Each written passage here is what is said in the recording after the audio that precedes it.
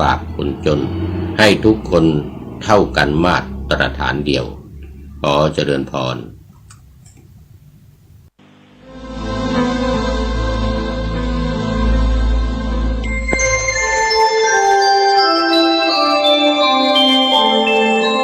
ขณะนี้ท่านกำลังฟังสถานีวิทยุกระจายเสียง FM 104.5 เมกะเฮิรตซ์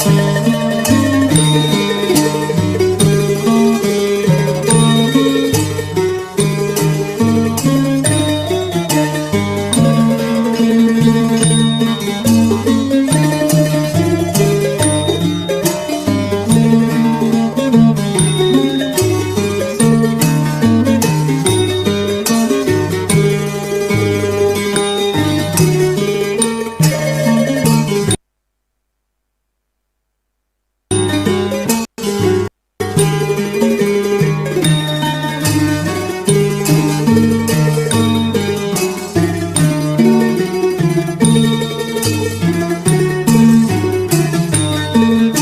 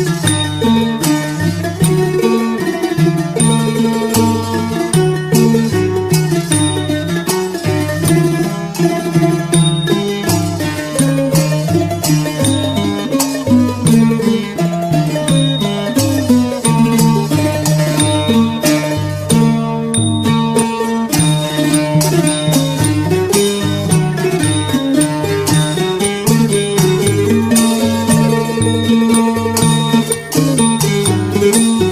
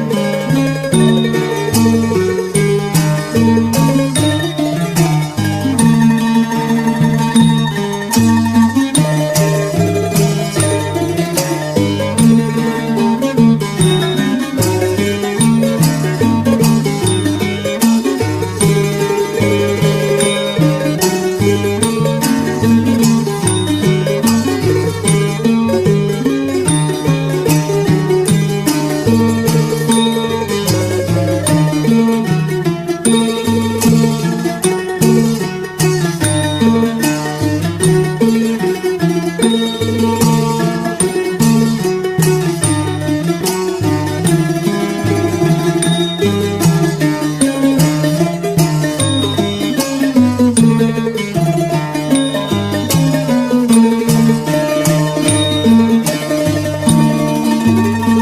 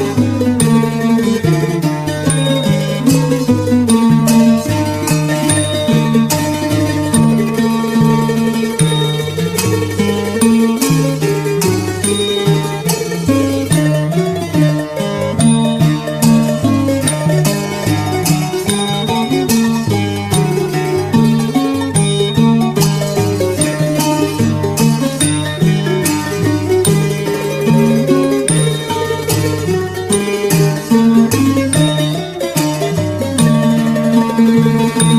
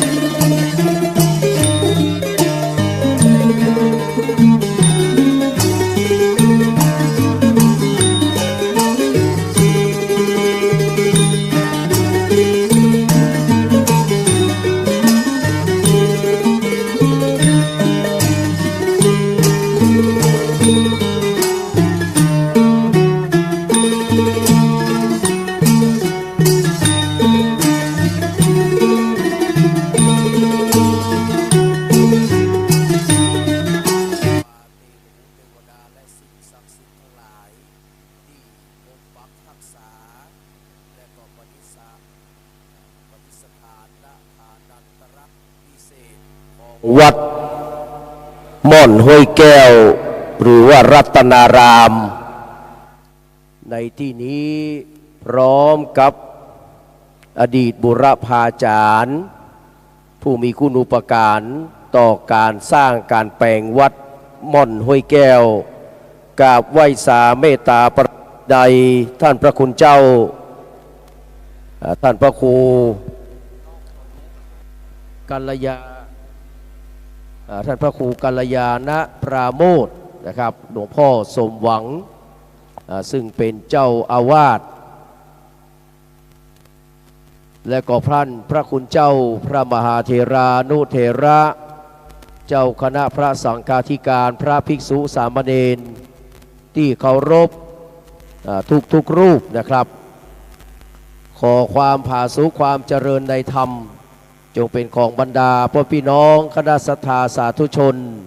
พุทธบริษัททั้งหลายพี่น้องศรัทธาวัดม่อนห้วยแก้วทุกท่านทุกคนและพี่น้องศรัทธาสาธุชนที่ได้ตั้งจิตมาแต่ไกลตั้งใจมาแต่บ้านมาร่วมงานสมโภชปอยหลวงนะครับวิหารหลังใหญ่หลังงามของวัดม่อนห้วยแก้วนะครับ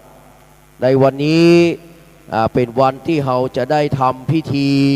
ทักษิณานุปทานในเวลา 16 นาฬิกานะครับ 16 นาฬิกาก็คือเวลา 4 โมงแรงนะครับหลังจากนั้นก็จะได้ทำพิธีนะครับเจริญพระพุทธมนต์สวดมนต์ตันอบรมสมโภชเสกซ่อมย้อมยศนะครับพระพุทธปิมปาสารูปเจ้าอันประดิษฐานในพระวิหารนะครับของวัดม่อนห้วยแก้ว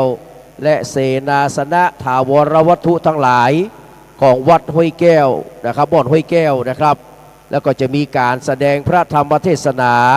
นะครับแล้วก็จะมีการสวดเบิกนะครับในค่ำคืนนี้นะครับและเวลาตีสี่ของวันพรุ่งนี้ก็จะได้นิมนต์พระสงฆ์ข้าเจ้าได้มาสวดเบิกเนตรไข่ตาพระเจ้าในตอนเวลาตีสี่นะครับพี่น้องเตรียมสภาพกำลังเอาไว้เนอะนะครับกราบไหว้สา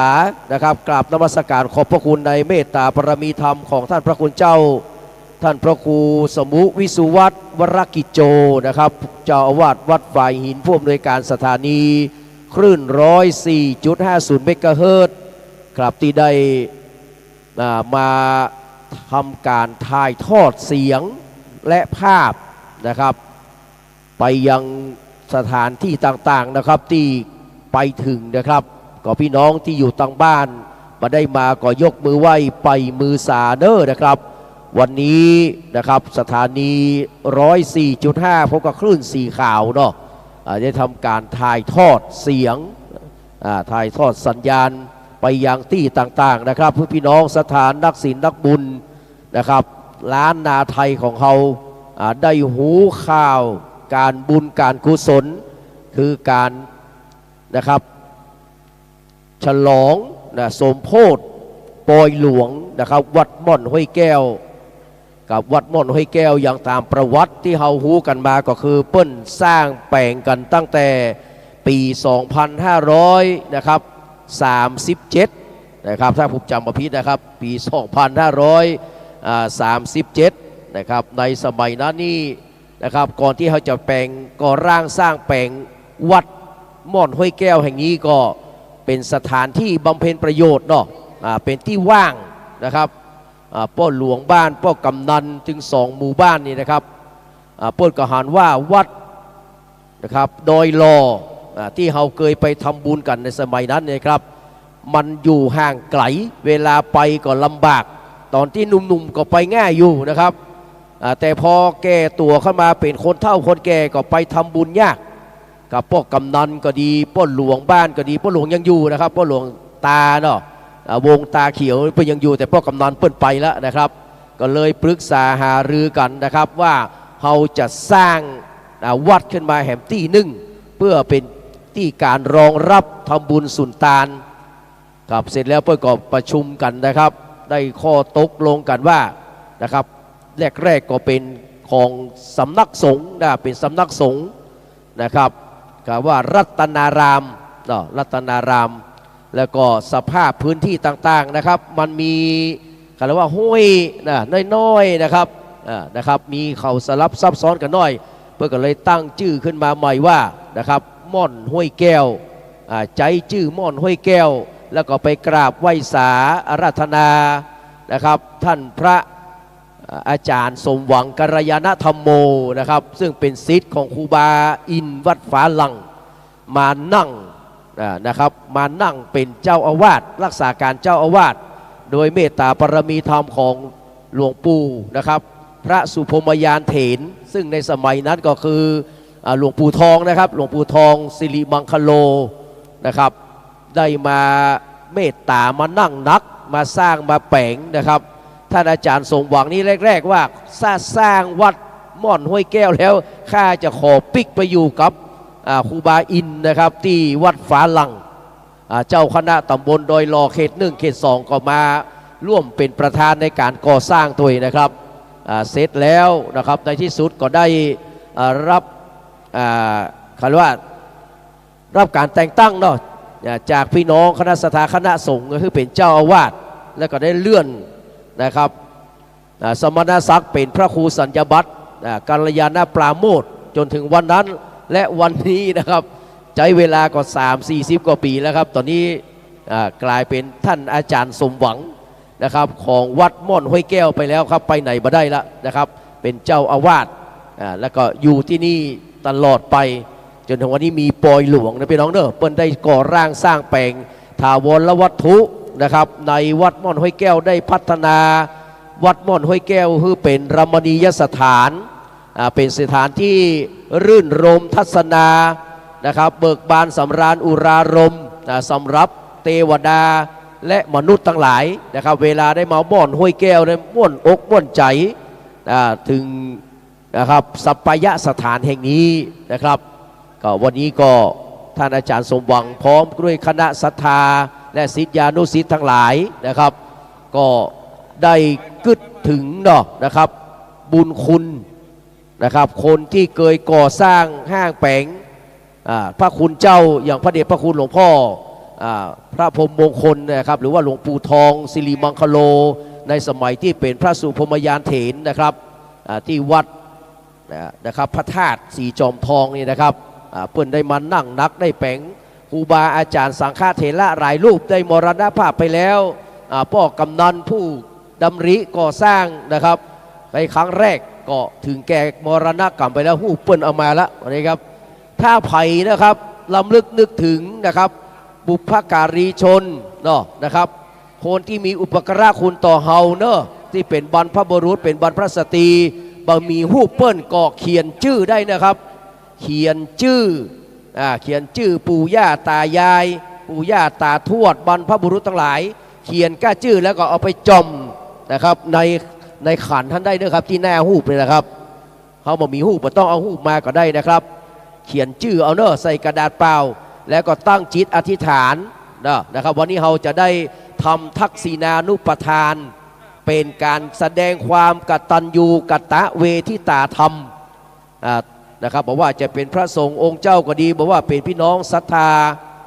การทำทักษิณานุปทานหัวใจของการทำทักษิณานุปทานก็คือการได้ทอดผ้าบังสุกุลซึ่งทางวัดโดยท่านอาจารย์สมหวังนะครับได้เตรียมไว้เรียบร้อยแล้วนะครับในช่วง4 โมงแรงได้กราบไหว้สาอาราธนาท่านพระคุณเจ้านะครับจำนวน35 รูปครับจำนวน35 รูปนะครับมารับทักษิณานุปทานในวันนี้กับกราบไหว้สาท่านพระครูอภิวัฒนวิกรมเนื้อท่านอาจารย์บรรยงนะครับอภิวัฒโนก็เรียกว่าเป็นเจ้าคณะตำบลดอยลอเขต1นะครับเลขานุการ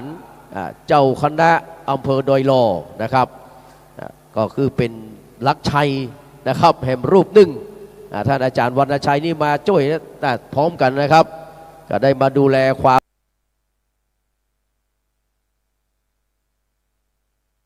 มเรียบร้อย นะครับกราบไหว้สาเมตตาปรมีธรรมในท่านพระคุณเจ้าทุกๆรูปเนอะที่มาถึงแล้วกราบอาราธนานะครับขึ้นมาตั้งบนวิหารเนอะจะมาร่วมทำบุญสุนทานเดียวท่านเจ้าอาวาสจะปั่นปอนนะครับแล้วก็จะได้กราบอาราธนาท่านพระคุณเจ้าในช่วงทักษิณานุปทานนี้นะครับ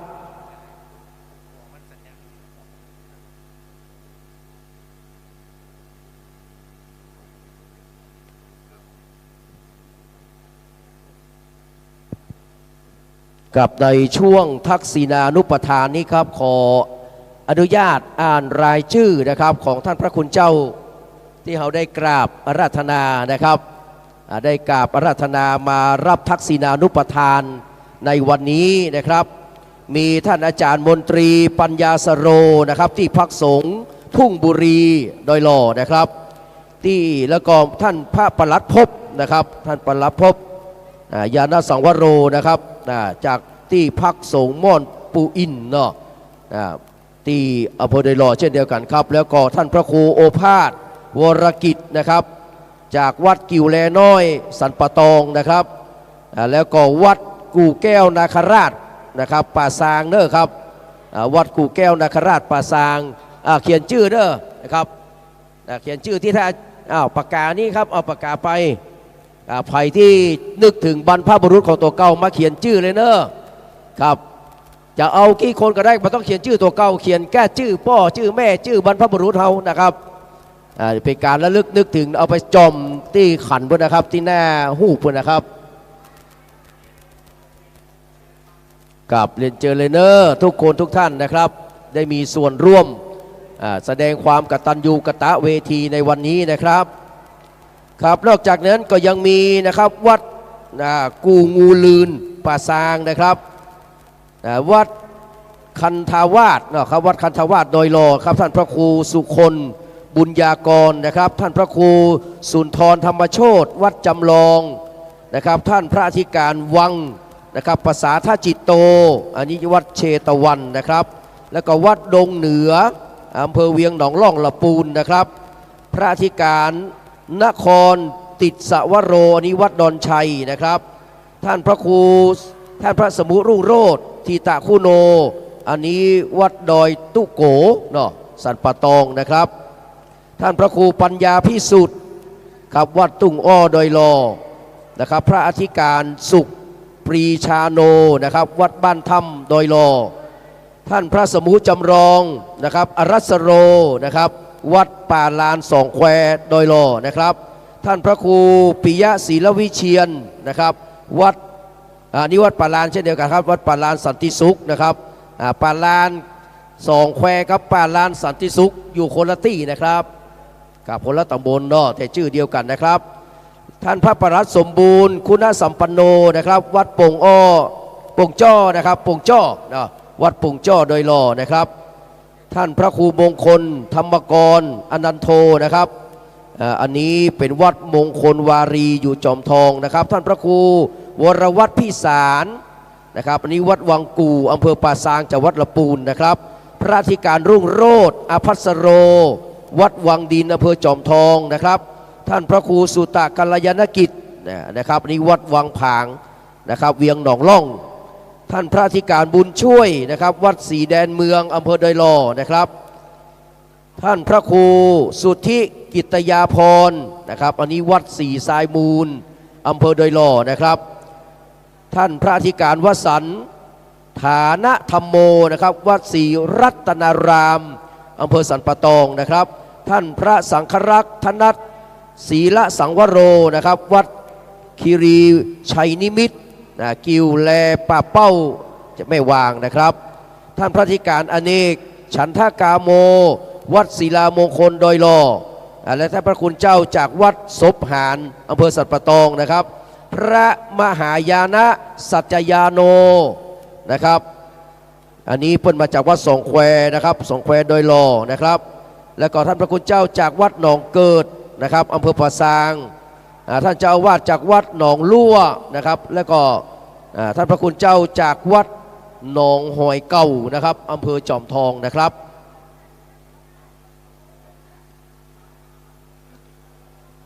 ครับนอกจากนั้นยังมีท่านพระอธิการณรินทร์โรจโนนะครับจากวัดหลังถ้ำอำเภอเดยลอนะครับท่านพระอธิการครองธรรมธรรมธีโรเจ้าอาวาสวัดห้วยดินจีนะครับอำเภอเดยลอนะครับท่านพระคุณเจ้าจากวัดหัวควงอำเภอเดยลอท่านพระครูสุขุมจันทประโชตครับวัดใหม่สันตึงนะครับอำเภอจอมทองแล้วก็ท่านพระอาจารย์ไพบูลย์มหาลาโภนะครับศูนย์ปฏิบัติธรรมดอยหล่อ35 รูปนะครับจะได้เมตตามารับทักษิณานุปทานนะครับสวดพุทธมนต์มาติกามหาปัฏฐานพิจารณาผ้าบังสุกุลนะครับในช่วงทักษิณานุปทาน 16 นาฬิกานะครับ16 นาฬิกาก็คือเวลา 4 โมงแรงนะครับดังนั้นขอเรียนเชิญบรรดาพ่อพี่น้องศรัทธาสาธุชนทุกคนทุกท่านนะครับที่หลั่งไหลกันเข้ามาที่วัดม่อนห้วยแก้วหรือว่าวัดรัตนารามนะครับกับเรียนเชิญขึ้นมาตังบนวิหารกันนะครับจะไปเอวพ่อเอวชมนะครับพ่อนะครับเขาเรียกว่าถาวรวัตถุและก็สถานที่ที่เป็นสัปยะและเป็นรมณียสถานสำหรับที่คนที่มามาพบมาหันในวันนี้นะครับมีความม่วนอกม่วนใจนะครับไผ่มาพอมากอยก็โอ้วัดม่อนห้วยแก้วเป็นอารามร่มเย็นนะครับเป็นวัดที่ร่มที่เย็นมาแล้วสบายอกสบายใจนะครับดังนั้นก็ขอเรียนเชิญเนอะงวยวันนี้ก่อนที่เราจะกินใหญ่ตาลหลวงเสนาสนะถาวรวัตถุอันมีวิหารหลังงามหลังใหญ่นี้นะครับเราจะถวายทานในวันที่4คือวันพรุ่งนี้เวลา9 นาฬิกาเป็นต้นไปนะครับท่านสงฆ์องค์เจ้าจะได้มาเจริญพระพุทธมนต์เห็นน้อยนึงแล้วเราก็จะได้สุมาขวตานโอกาสเวนตานนะครับและก็กล่าวคำถวายเสนาสนะถาวรวัตถุนะครับอันมีวิหารเป็นต้นนะครับใช้ทุนทรัพย์ไปหลาย10 ล้านนะครับใช้เวลาความภาคเพียรอาศัยปารมีธรรมของท่านอาจารย์สมหวังนะครับปารมีธรรมเก่าๆของหลวงปู่ทองที่เพิ่งเคยยะมาตั้งแต่เนิ่นแต่เถิดตั้งแต่ปี37เป็นต้นมาครูบาอินฟ้าลังนะครับเมตตาปารมีธรรมนะครับท่านเจ้าคณะอดีตเจ้าคณะตำบลดอยหล่อเขต1เขต2นะครับคุณเขาเรียกว่ามหาอุบาสกมหาอุบาสิกานะครับทั้งที่ยังอยู่และทั้งที่ล่วงลับดับขันไปแล้วช่วยกันแปลงช่วยกันสร้างนะครับจนเป็นวัดม่อนห้วยแก้วในวันนี้นะครับกรมการศาสนาเปิ้นได้รับรองนะครับว่าวัดม่อนห้วยแก้วเป็นวัดที่ถูกต้องตามกฎหมายนะครับเป็นนิติบุคคลนะครับตั้งแต่เมินมาแล้วนะครับเวลาก็ยิ่งกันหลายปีดีดักตั้งแต่ปี37เป็นต้นมาพี่น้องเนอะที่เขาได้ช่วยกันแปลงช่วยกันสร้างนะครับมาจนนี้ก็2,500นะครับ67ละนะครับหลายปีดีดักเช่นเดียวกันนะครับคนที่ยังอยู่ก็อยู่นะครับคนที่ไปแล้วก็ไปแต่เขานึกถึงคุณงามความดีของท่านวันนี้มาทำทักษิณานุปทานก่อนนะครับขอเรียนเชิญเนอะขึ้นมาตั้งบนวิหารนะครับศรัทธานักศีลนักบุญทุกคนทุกท่านนะครับวันนี้ถ่ายทอดเนอะถ่ายทอดไปยังนะครับสถานีวิทยุ FM 104.50 เมกะเฮิรตซ์คลื่นวัดฝ่ายหินนะครับเมตตาปรมีธรรมในหลวงพ่อท่านพระครูสมุวิสุวัตวรกิจโจนะครับผู้อำนวยการสถานีมานั่งบัญชาการด้วยตัวเองนะครับขอบพระคุณกราบขอบพระคุณนะครับทุกปีตุลุงนะครับเจ้าหน้าที่นะครับที่ได้เมตตานะครับมาทำการถ่ายทอดสดนะครับที่วัดสันขยองพุทธก็ถ่ายนะครับที่วัดม่อนห้วยแก้วก็ถ่ายนะครับถ่ายทอดสดนะครับพี่น้องจะได้ประกาศชื่อนะครับเทวดาเนาะเทวบุตรเทวดา16ชั้นฟ้า15ชั้นดิน14ชั้นบาดาลแม่พระธรณีมาเป็นสักขีพยะเป็นสักขีพยานนะครับพอท่าในการทำบุญอันยิ่งใหญ่ในครั้งนี้นะครับเพราะนั้นนะครับกราบอาราธนาท่านพระคุณเจ้านะครับในช่วงทักษิณานุปทาน35 รูปนะครับ และก็ขอเรียนเชิญบรรดาพี่น้องนักศิลป์นักบุญเนอะขึ้นมาตังบนวิหารนะครับจะด้วยเจ้าอีกกันมาทอดผ้าบังสกุลในช่วงที่พระสงฆ์องค์เจ้าได้สวดพระพุทธมนต์มาติกามหาประธานจบแล้วจะได้พิจารณาผ้าบังสกุลนะครับ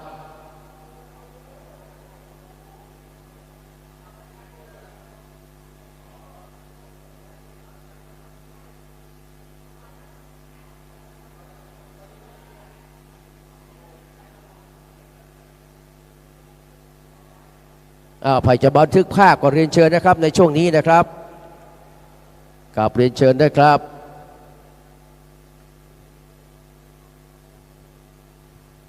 กับถ้าท่านอาจารย์มหาสมชาตินะครับมีอย่างจะอู้จะจ่าครับพี่น้องศรัทธาญาติโยมก็กราบอาราธนาเด้อนะครับอาจารย์มหาสมชาติผู้ขยันนะครับเป็นดีเจทุกช่วงนะครับในการจัดรายการนะครับวันนี้ก็เมตตามาตั้งแต่เจ้าเลยหรือว่ามันนอนนี่ก็ไม่ได้ใจนะครับพี่น้องเขาก็ช่วยกันนะครับในการทำศาสนพิธีตกแต่งดาเรียบร้อยแล้วครับวันนี้ไอ้สายยันนะครับร้อยเอกสายยันสมบัตินันนะครับได้มานะครับอำนวยความสะดวกนะครับเรื่องการจุดเทียนนะครับต่างๆนะครับในวิหารแห่งนี้นะครับถ้าท่านพระครูอภิวัฒนวิกรมนะครับหลวงพ่อบรรยงครับว่างแล้วก็ขอกราบอาราธนาเด้อครับ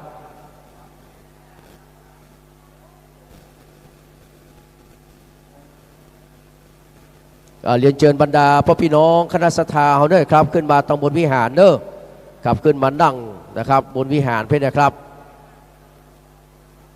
วันนี้สังฆทานนะครับเอาเป็นยอดพระธาตุนะครับเป็นพระธาตุจำลองมานะครับเป็นพระธาตุจำลองมานะครับเพื่อจะถวายแด่ท่านพระคุณเจ้านะครับตั้งแต่ทักษิณานุปทานจนไปถึงถวายวิหารในวันพรุ่งนี้นะครับกับขอบคุณอนุโมทนาสาธุการกับพี่น้องศรัทธาที่ฮับเป็นเจ้าภาพสังฆทานนะครับเป็นเจ้าภาพโรงทานนำน้ำนำอาหารนะครับมาร่วมทำบุญในครั้งนี้นะครับถ้ามีโอกาสจะได้เรียนรายนามนะครับกิจกรรมประกาศรายนามของพี่น้องศรัทธาที่มาร่วมทำบุญนะคือได้รับทราบโดยทั่วหน้านะครับ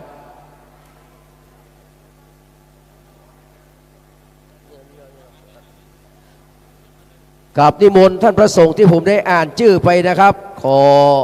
นะครับอ่านซ้ำแห่งคำนะครับนิมนต์ขึ้นมาตั้งบนวิหารแล้วก็พเดียงส่งเลยนะครับท่านพระมนตรีปัญญาสโรนะครับท่านพระปรัตภพท่านพระครูโอภาสวรกิจท่านพระครูสุคนบุญญากรนะครับหลวงพ่อจากวัดกู่งูลืนเนอป่าซางนะครับท่านพระคุณเจ้าจากวัดกู่แก้วนาคราชป่าซางนะครับท่านพระครูสุนทรธรรมโชติท่านพระธิการวังปะสาทจิตโตท่านพระคุณเจ้าจากวัดดงเหนือเวียงหนองล่องนะครับพระอธิการนครติสวโรพระสมุรุ่งโรจน์ทิตาคุโนพระครูปัญญาพิสุทธิ์พระอธิการสุขปริชาโนพระสมุจำลองนะครับอรัสโรนะครับอรัสโรนะครับท่านพระครูปิยะศรีลวิเชียนท่านประหลัดท่านพระครูมงคลนะครับธรรมกรอนันโทนะครับท่านพระประหลัดสมบูรณ์คุณสัมปันโนท่านพระครูวรวัฒน์พิสารพระอธิการรุ่งโรจน์อภัสโรท่านพระครูสุตะกัลยาณกิจพระอธิการบุญช่วยนะครับจากวัดศรีแดนเมืองนะครับท่านพระครูสุทธิกิตยากรกับท่านพระอธิการวสันต์ฐานะธรรมโมท่านพระสังฆรักษ์ธนัทศีละสังวโรนะครับพระอธิการอเนกฉันทกาโมท่านพระคุณเจ้าจากวัดศพหานสัตปะตองท่านอาจารย์พระมหายานะสัจจยาโนท่านพระคุณเจ้าจากวัดหนองเกิดนะครับอำเภอป่าซางนะครับท่านพระคุณเจ้าจากวัดหนองลั่วท่านพระคุณเจ้าจากวัดหนองหอยเก้านะครับอำเภอจอมทองนะครับ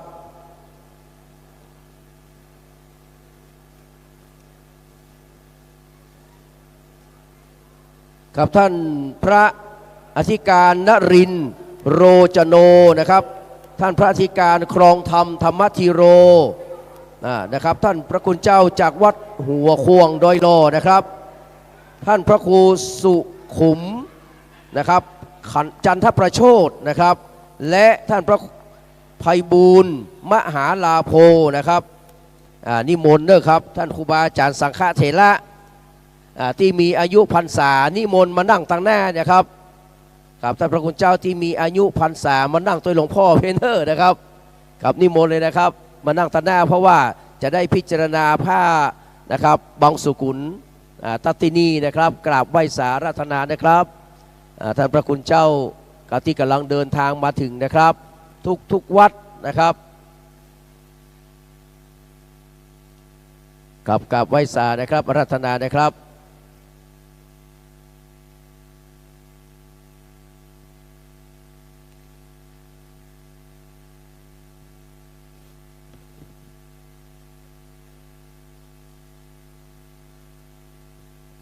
กับขณะนี้เวลา 15:54 นาทีนะครับกราบไหว้สาราธนาท่านพระคุณเจ้าตามที่รายชื่อที่ได้นำเรียนนะครับไปแล้วนะครับกราบอาราธนาเนอะโดยเฉพาะนะครับแถวหน้านะครับอยากจะให้มันเต็มเนอะครูบาสังฆเถระนะครับที่มีอายุพรรษาเนอะนะครับจะได้มานั่งทางด้านหน้านี่นะครับกราบไหว้สาราธนานะครับถ้าว่านั่งมาได้แต่นี่ก็นิมนต์ทางด้านหลังนะมีเก้าอี้นะครับทางนี้จะได้นะครับพิจารณาผ้านะครับบางสกุลตัวนะครับครับท่านใดที่ยังไม่ได้เขียนชื่อบรรพบุรุษนะครับบรรพสตรีนะครับซึ่งเป็นญาติวงศาหรือว่าคนที่มีอุปการะคุณต่อเฮาที่ได้ล่วงลับดับขันไปแล้วนะครับเขียนชื่อเนอะนะครับเอาไปจอมที่ขันไว้นะครับที่ไอ้สายันไว้นะครับกับเรียนเชิญเนอะนะครับกึดใจได้ไล่ใจเติงนะครับบะมีหูปไม่เป็นยังนะครับบะมีหูปไม่เป็นยังครับเอาไปนะครับที่เขียนชื่อไว้จอมลงพุ่นนะครับจะลวดทำพิธีนะครับเรียนเชิญเลยนะครับกับเรียนเชิญพี่น้องศรัทธาเนอะที่อยู่ด้านล่างนะครับแล้วก็กราบอาราธนาท่านพระคุณเจ้าที่เมตตาเดินทางมาถึงแล้วนะครับขึ้นมาตั้งบนวิหารเนอะกับในช่วง16 นาฬิกาหรือว่า4 โมงแรงนี่นะครับเราจะได้ทำพิธีทักษิณานุปทานนะครับเป็นอันดับแรกก่อนนะครับและหลังจากนั้นเวลา19 นาฬิกาหรือว่า7 โมงแรงเราจะได้เจริญพระพุทธมนต์สวดมนต์ตันอบรมสมโพธินะครับพระพุทธปีปาสารูปนะครับเก่าใหม่ใหญ่น้อยจะรอดถึงถาวรและวัตถุเสนาสนะทั้งหลายของวัดนะครับม่อนห้วยแก้วอันมีวิหารหลังงามหลังใหญ่นะครับเป็นต้นเป็นประธานจะได้เสกซ่อมย้อมยศนะครับวันพรุ่งนี้เราก็จะได้ยอยื่นและก็ถวายนะครับมี2 ขั้นตอนนะครับแต่ขั้นตอนนี้เป็นขั้นตอนของคนดีคือความกตัญญูกตเวทีนะครับและลึกถึงคุณงามความดีของบุรพาจารย์อันมีหลวงปู่ทองสิริมังคโลเป็นต้นครูบาอินฟ้าลังนะครับและก็ครูบาอาจารย์สังฆเถระแห่งหลายรูปที่มรณภาพไปแล้วนะครับแล้วก็ดวงวิญญาณของพ่อกำนันเนาะนะครับพ่อกำนันที่ได้กึดริเริ่มในการก่อร่างสร้างแผงนะครับแล้วก็พี่น้องศรัทธาที่ร่วมกันในสมัยนั้นที่ได้ล้มหายตายจากไปนะครับเขียนชื่อท่านไว้นะครับมีรูปเอามาบ่มีรูปเขียนชื่อท่านครับจอมลงในขันนะครับแล้วก็เพื่อนก็จะได้รับส่วนบุญส่วนกุศลตรงนั้นตัวนะครับ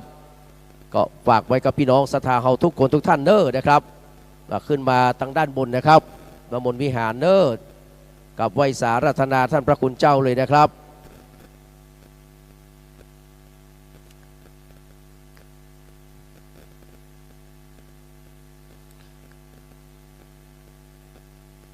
กับนิมนต์ครูบาสังฆเถระเด้อนะครับนิมนต์เด้อครูบาอาจารย์สังฆเถระนั่งทางหน้าเพเด้อนะครับนิมนต์นะครับนิมนต์มานั่งทางหน้าคือเต็มๆนะครับนิมนต์นะครับแบบจะมีไผ่ละนะครับนิมนต์เลยครับ ถ้าครูบาสังฆเถระ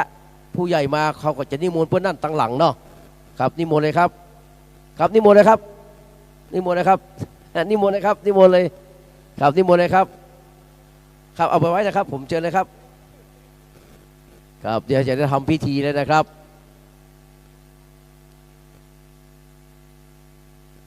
ครับเอาหูบมาเลยครับมาเลยครับยังตันอยู่นะครับไหว้สาเนอะครับครูบาสังฆเถระนะครับที่เมตตาเดินทางมาถึงแล้วนะครับกราบอาราธนาเนอะมาพเดียงสงฆ์นั่งต่างหน้าให้เต็มก่อนนะครับนิมนต์เลยครับครับอาจารย์ขึ้นแต่บนพุทธ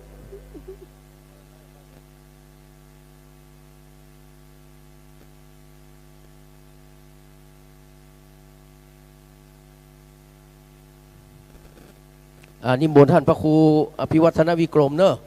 นะครับจะได้ดำเนินรายการนะครับในช่วงทักษิณานุปทานต่อเลยนะครับ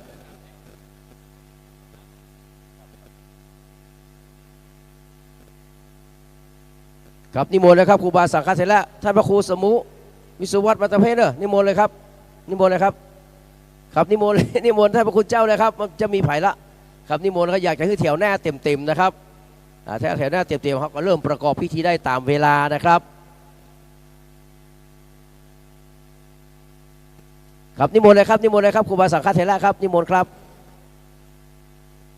ครับนิมนต์แถวหน้าให้เต็มก่อนนะครับ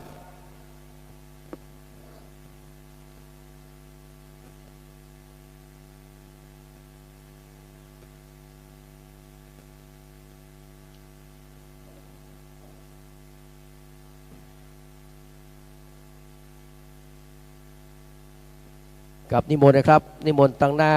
แถวหน้าให้เต็มก่อนนะครับครับนิมนต์เลยครับครูบาครับครับครูบาสังฆเถระเจ้าทุกรูปนะครับไหว้สาอาราธนาด้วยความเคารพนอบน้อมเนิ่นนะครับครับนิมนต์นะครับ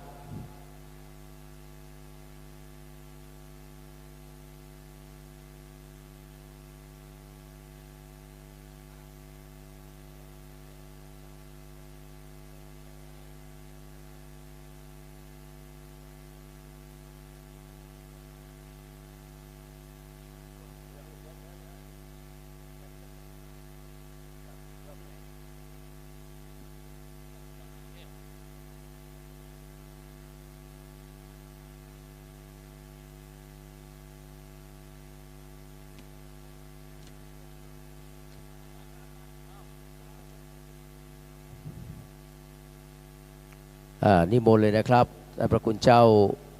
นั่งแถวหน้าให้เต็มเด้อครับแถวหน้าที่นั่งให้เต็มเลยนะครับเดี๋ยวที่มาทีหลังก็จะได้นั่งตั้งหลังนะครับครับที่มาตั้งหลังก็จะได้นั่งตั้งหลังนะครับเรียนเชิญเด้อครับรัตนะกับมหานะครับอุบาสกอุบาสิกาเนาะคุณวรางคณาคุณาศิระนะครับกับมหารัตนอุบาสิกากับได้ให้เกียรติเดินทางมาถึงแล้วเนาะนะครับ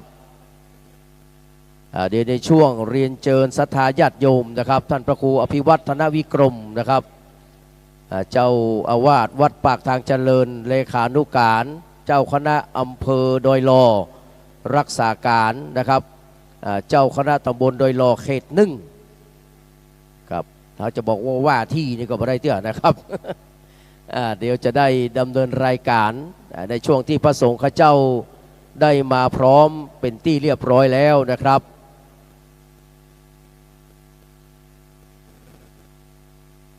กับท่านพระคุณเจ้าจากวัดม่อนห้วยแก้วก็จะนำน้ำเข้าถวายท่านพระคุณเจ้านะครับ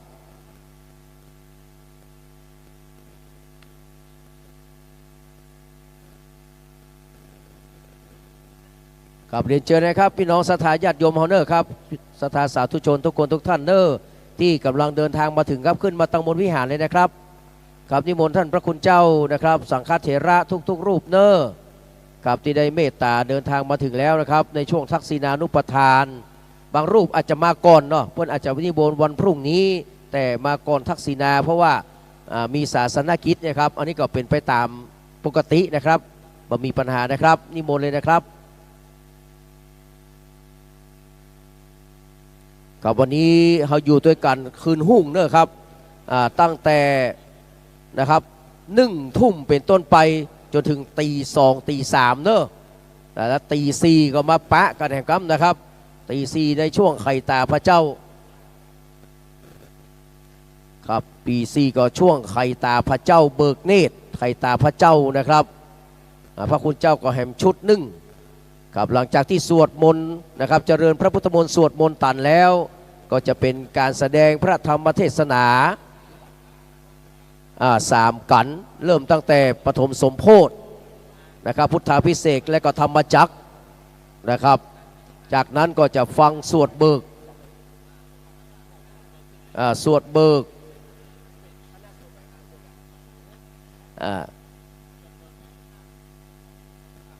วัดพระธาตุสีจอมตองนะครับ5 รูปนะครับเลิศ1 ครับนิมนต์ท่านพระครูอภิวัฒนวิกรมครับบัดนี้ได้เวลาที่เฮาท่านทั้งหลายจะได้ประกอบพิธีทำบุญทักษิณานุปทานอุทิศทานทำบุญถวายพระเดชพระคุณหลวงปู่พระครูวรวุฒิคุณหลวงปู่ครูบาอินโทซึ่งเป็นอุปชาของท่านพระครูกัลยาณปราโมทย์อุทิศถวายพระเดชพระคุณพระพรหมมงคลหลวงปู่ทองสิริมังคโลและตานเฮือกับญาติสนิทมิตรสหายบรรพบุรุษของเฮาท่านทั้งหลายบัดนี้เชิญญาติโยมท่านสาธุชนทุกท่านประจำที่จะได้ประกอบพิธีณเวลานี้พระสงฆ์ครบแล้วขอกราบอาราธนาท่านพระครูกัลยาณปราโมทย์เจ้าอาวาสวัดม่อนห้วยแก้ว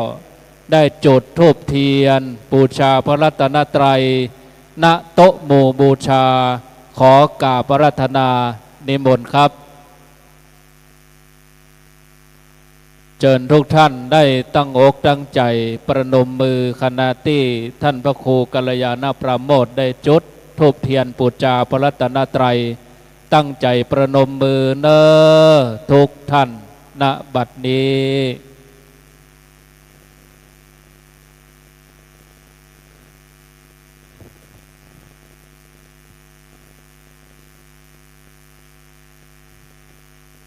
เจ้าหน้าที่เตรียมเตียนชนวนที่หน้าวิหารเนอะบริเวณที่ขวดตาลหลวงที่โหบทายพระเดชพระคุณหลวงปู่ครูบาอินโทและรูปถ่ายหลวงปู่ทองสิริมังคโลขอเจริญพรเชิญคุณเชิดพงษ์กิ่วแก้วได้จุดธูปเทียนบูชากุลพระเดชพระคุณหลวงปู่พระพรหมมงคลหลวงปู่ทองสิริมังคโลที่หน้าวิหารขอเจริญพร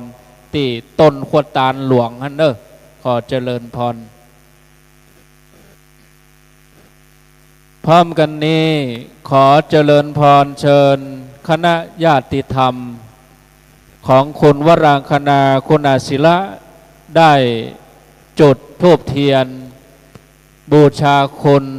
พระเดชพระคุณหลวงปู่ครูบาอินโทที่หน้าวิหารที่ต้นขวดตาลหลวงเนอะขอเจริญพรเชิญคุณโยมวรางคณาเอาท่านทั้งหลายพระสงฆ์พร้อมก็จะได้ไหว้พระและสมทานศีลตอนนี้เจ้าภาพตัวแทนเอาท่านทั้งหลายทั้งสองท่านกำลังจุดเทียนที่ต้นขวดตาลหลวงซึ่งท่านพระครูกัลยาณปราโมทย์เจ้าวาดวัดม่อนห้วยแก้วพร้อมกับคณะศรัทธาญาติโยมได้ตกแต่งดาขัวกินขัวตาลเป็นอัฐบริขารบาทผ้าไตรเครื่องใจสอยสมณะได้ถวายอุทิศต้นขวดตาลหลวงนี่ก็แปลงได้หลายวันทำบุญทักษิณาให้กับหลวงปู่ทั้งสองซึ่งพระเดชพระคุณหลวงปู่ครูบาอินโทนั้นหลวงปู่อยู่ที่วัดฝรั่งและวัด คันธวาสตุ้งปุยอำเภอไดหล่อของเฮานี่เป็นอุปชาของท่านพระครูกัลยาณปราโมทย์นอกจากนั้นแล้วพระเดชพระคุณพระพรหมมงคลหลวงปู่ทองสิริมังคโลซึ่งหลวงปู่ทองท่านได้ดำริในการสร้างวัดม่อนห้วยแก้วนั้นตั้งแต่เริ่มแรกเพื่อที่ว่าสร้างไว้ในพระพุทธศาสนาแล้วก็นำลูกศิษย์ของหลวงปู่พระพรหมมงคลนี่หลวงปู่ได้มอบหมายให้ลูกศิษย์มาอยู่ที่นี่เป็นเจ้าวาดรูปแรกเมื่อก่อนตั้งแต่เริ่มแรกท่านพระครูกัลยาณประโมทนี่ก็ได้มาเป็นเจ้าวาดรูปที่สองต่อไปก็ขอเจริญพรเชิญพ่อหลวงบ้านผู้ใหญ่บ้านหรือว่าท่านสบต.ไอรัฐในนามตัวแทนของศรัทธาตึงบ้านได้จุดธูปเทียนตีหน้าหูปไทยตีศรัทธาเขาเอามาเรียงกันมีขโยมตัวก็มีอดีตเด็กวัดขโยมที่อยู่ด้วยกันพระเนนที่มรณภาพไปก็มีขอเชิญพ่อหลวงบ้านหรือว่าท่านสบต.ไอรัฐถ้าคนใดคนหนึ่งบ่มาก็ขอเชิญอดีตพ่อจานพ่ออาจารย์แกพ่อหนานวัดเฮานี่คนเก่าคนแก่เชิญไปจุดธูปเทียนที่นั่นเรียบร้อยละนั่นเชิญทุกท่านได้ไหว้พระสมาทานศีลพร้อมกันณบัดนี้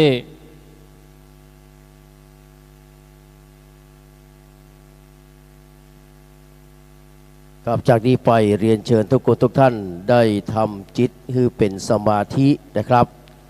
เพื่อคือเกิดอรรถประโยชน์อย่างสูงสุดเนอะทำจิตทำใจนะครับเพื่อสบายนึกถึงกุศลขณะนี้ได้กราบพระพร้อมกันก่อนนะครับกราบหนึ่งกราบสองกราบสามครับกล่าวกำปูจาดอกไม้ไหว้พระสมทานเบญจศีลพร้อมกันนะครับอิมินาสการเรนะพุทธังอภิปูชยามาอิมินาสการเรนะธัมมังอภิปูชยามาอิมินาสการเรนะสังฆังอภิปู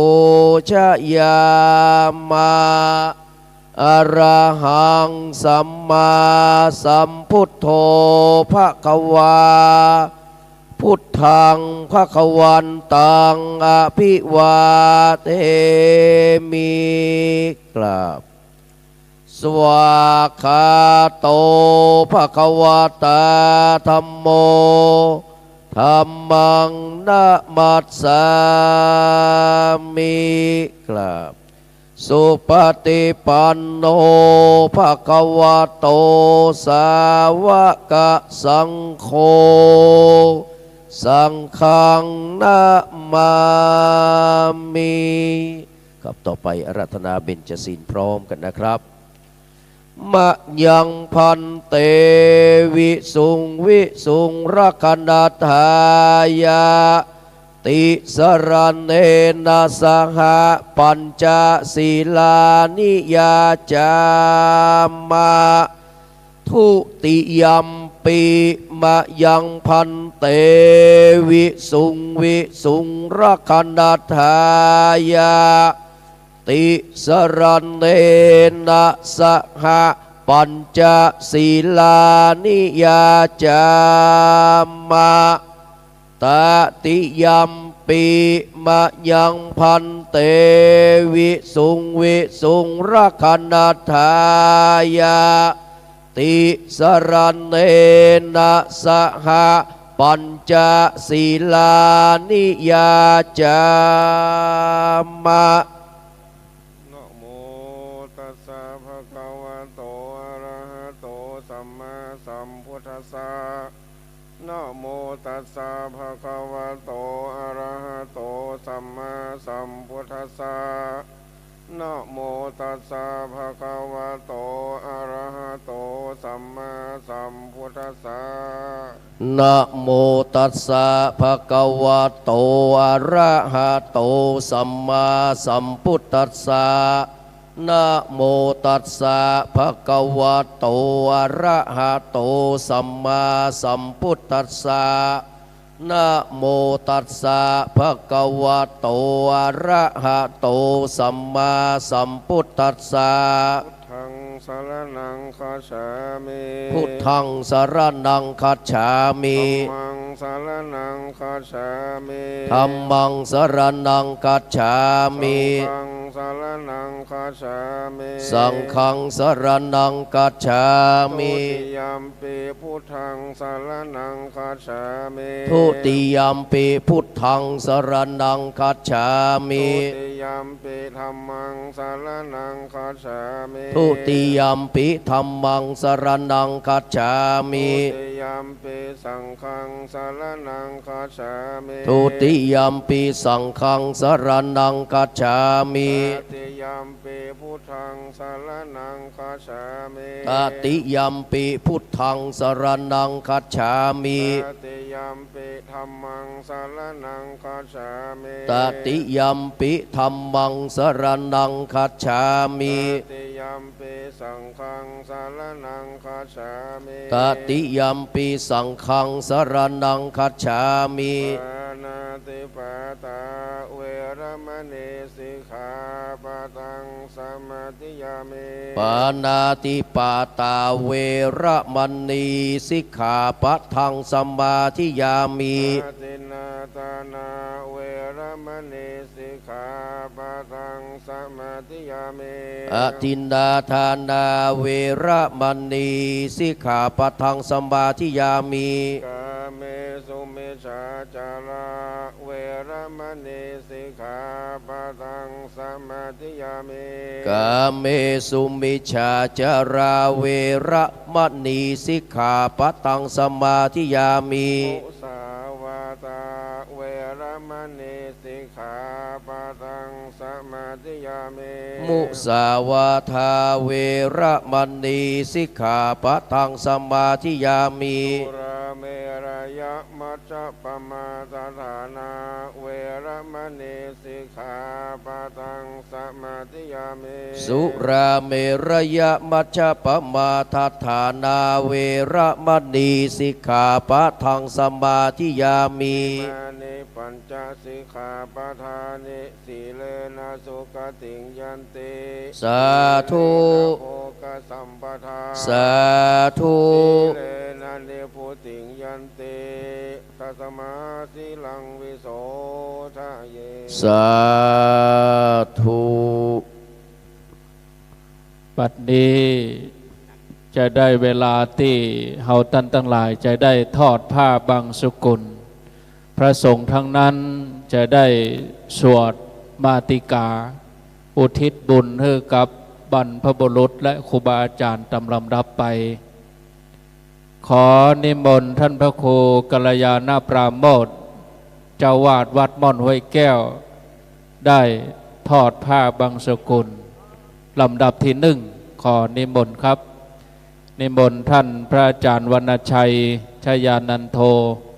วัดพุทธศรีคีรีได้ทอดผ้าบังสกุลลำดับที่สองเจริญพรเชิญคณะของคุณวรังคณาคุณศิระทุกคนเลยญาติโยมที่มาจากบางบัวทองกรุงเทพและเชียงใหม่คุณอนุพงษ์แท้ตั้งขอเจริญพรนำคณะทอดผ้าบังสกุลทุกคนเลยขอเจริญพรเชิญทุกท่าน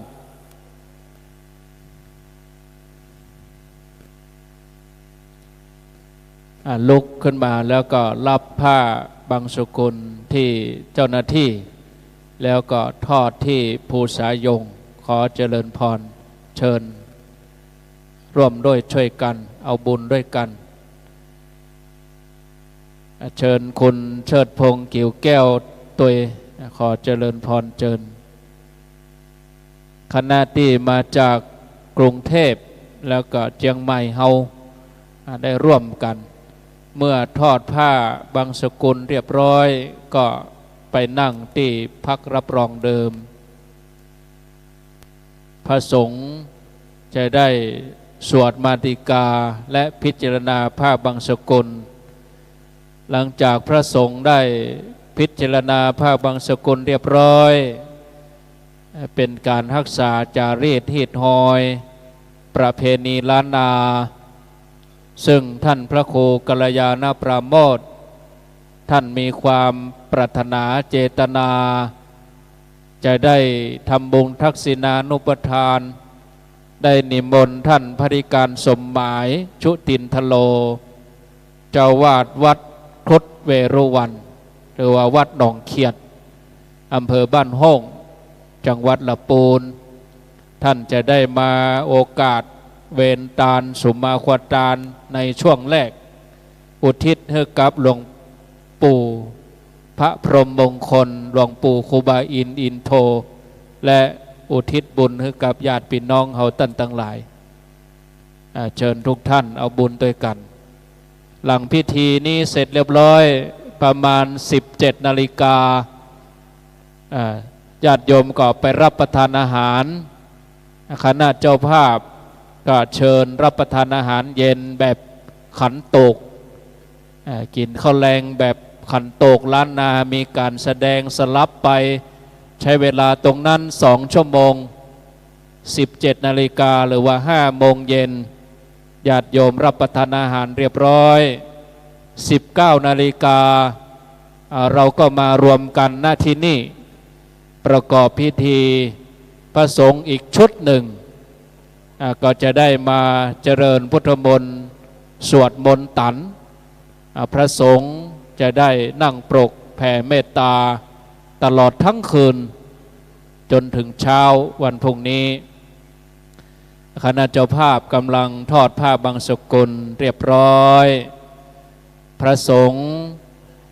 นำโดยท่านพระครูสุคนบุญญากรที่ปรึกษาเจ้าคณะตำบลสันติสุขเจ้าวาดวัดคันธวาสทุ่งปุยซึ่งเป็นวัดที่หลวงปู่ครูบาอินโทครูบาอินท่านได้ไปพักอยู่ที่วัดทุ่งปุยหลายพรรษาจากวัดฝรั่งหลวงปู่ก็ไปพักที่วัดทุ่งปุยทุกท่านได้ทอดผ้าบางสกุลเรียบร้อยก็ไปนั่งที่รับรองเดิมกราบนิมนต์พระสงฆ์ได้สวดมาติกาและพิจารณาผ้าบางสกุลขอกราบนิมนต์ครับ นะโมตัสสะภะคะวะโตอะระหะโตสัมมาสัมพุทธัสสะนะโมตัสสะภะคะวะโตอะระหะโตสัมมาสัมพุทธัสสะนะโมตัสสะภะคะวะโตอะระหะโตสัมมาสัมพุทธัสสะกุศลธัมมากุศลธัมมาปยากตาธัมมาสุขายาเวทนายาสัมปยุตตาธัมมาทุกขายาเวทนายาสัมปยุตตาธัมมาทุกขมาสุขายาเวทนายาสัมปยุตตาธัมมาวิปังกาธัมมาวิปังกาธัมมาธัมมานิวะวิปังกานาวิปังกาธัมมาธัมมาอุปาทิโลปาทานิยาธัมมานุปาทิโลปาทานิยาธัมมานุปาทินานุปาทานิยาธัมมาสังเกเลทาสังเกเลสิกาธัมมาจังเกเลทาสังเกเลสิกาธัมมาจังเกเลทาสังเกเลสิกาธัมมาสวิตากาสวิจาราธัมมาวิตากาวิจารามัตตาธัมมาวิตากาวิจาราธัมมาปิติสากันตาธัมมาสุขัสสากันตาธัมมาอุเบก ตัสสะกันตาธัมมา ตัสสะเนนะปะหะตปะธัมมาภาวนายาปะหะตปะธัมมาเนวะตัสสะเนนะนะภาวนายาปะหะตปะธัมมาตัสสะเนนะปะหะตปะเหตุกะ ธัมมา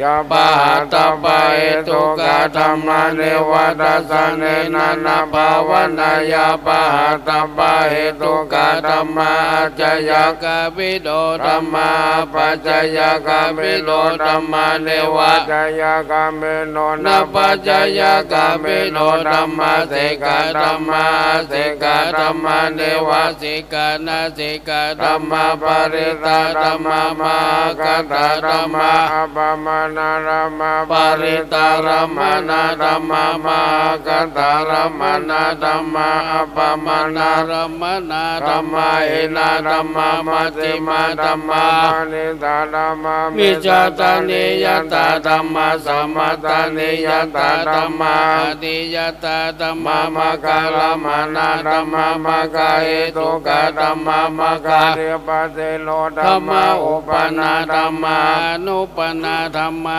อุปาทิโนธัมมาอติตาธัมมานาคตาธัมมาปัจจุปนาธัมมาอติตา มานาธัมมา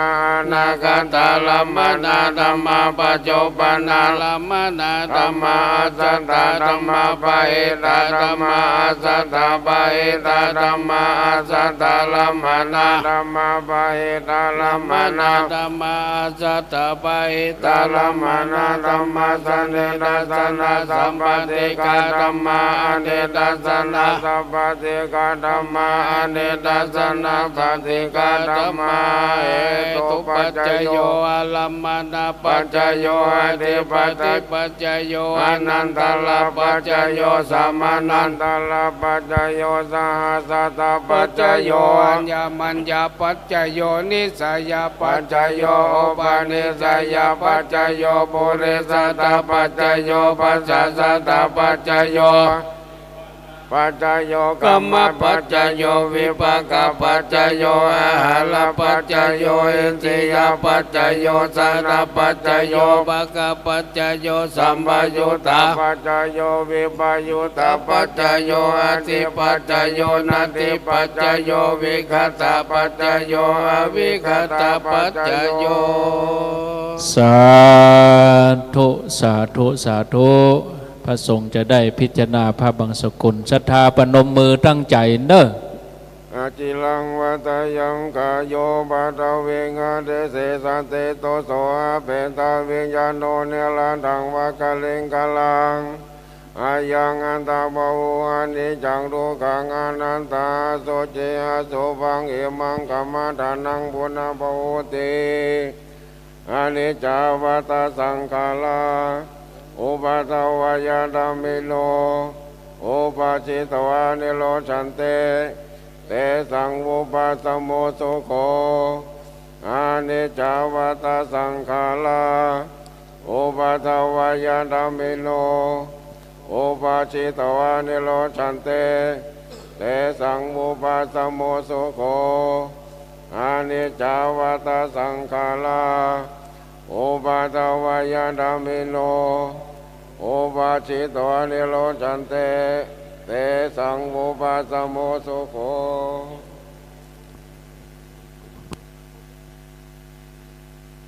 เจ้าหน้าที่จะได้เก็บผ้าปูสายโยงก่อนที่เราจะได้ทำบุญถวายทานนั้น เพื่อเป็นการรักษาจารีตฮีดน้อยล้านนา ขอกราบนิมนต์ท่านพระธิการสมหมายชุตินทโล วัดหนองเขียดอำเภอบ้านห้องจังหวัดลำพูนได้โอกาสเวนตาลและสุมาควตาล ขอเจริญพรเชิญคนนพดลเกาสยานนท์ได้จุดเทียนที่คันสุมาควตาล ขอเจริญพร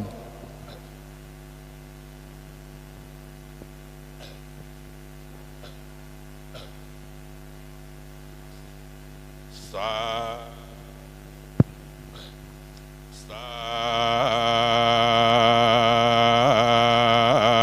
ธุสาธุ หาสาพันเตหาแด่พาติทะลายลาตานาผ่านแผ่วผาแก้วเจ้าตั้งสามพักการน้อยตีขากาลาบทนี้ยะนี้ก็หากว่าเป็นวันดีวาลาทิธีอ่อนวิเศษเทศว่าไม่มีสามานาศรัทธาและมูลาศรัทธาตั้งไปน้อยและไปนอกโหนแห่งห้องนั้นเล่าหมายว่ามีตันพระโคกันลายานาปาโมดเป็นเก่าพร้อมด้วยลูกศิษย์เจ้าจุตนจุองค์โหนแห่งห้องหมายว่ามีคณะศรัทธาวัดหมอนหอยแก้วจุน้อยใหญ่หิงใจก็ได้สละน้องของควายตกแต่งน้อมนำมาหยอกสะพานเยื่องเครื่องขวาตานหลายหลากหากน้อมนำมาไว้เป็นตานในงานปักขินานุปาทานปล่อยหลวงยังวิหารหลังเจียงคานและลาตานาคลาเจดีจะเวดากองจำลองของวัดหมอนหอยแก้วเฮานี่เราก็เป็นการอ่านบัวละม้วนดีงามลำล้อมก็เถิงจักยืนน้อมไว้เป็นตานำมาตั้งบุพบาทหวงหอกให้มาตกแต่งไว้เนื้อขันเพื่อจะขอสมมายังสภาวะโทตานาลายหลากพร้อมทุกภาคจุกอันดังผู้ค้าจากใดเว้นวันว่าไว้ยามเมื่อสมานาศรัทธาและมูลศรัทธาผูกหาหมดให้ได้ตกแห่งได้ห่างยังของตานก็ล้อนว่ามีจิตใจอ่อนบ่จื่นเจยบานมัวมืดได้ก่าวยางกำอันหลังเลิดโมโหน้าป้าลงออกปากเป็นกรรมอันกลายหยาบวาจีกรรมกลัวพิษจากกองทำสามสิ่งคือปุพาภากาเจตนาอันยิ่งบ่บังเกิดตั้งแต่ในใจมนจานาภากาเจตนามีจิตใจบ่เข้าใสผ่องแผ้วหาปะลาปะระภากาเจตนาก็ล้อนว่าตานแล้วบ่มีใจจมชื่นยินดีบ่มีปีติใสตื่นตองยังห่วงของตานก็กว่าเป็นยังก็สร้างอาโกศลกรรมมาติดแปดจริงจะโกดแขวดขอสมมาก็ขอสภาวะโทตานาภายโพธสัพพะโตดโมเวนกรรมหายเสียยังนิวรณธรรมกรรมอานาแกนกางอ่อนจากไปห้ามหอบตับเสียยังมักกะหนต่างอ่อนจะขึ้นไปสู่จันฟ้าและเนลปานเธอเป็นยัง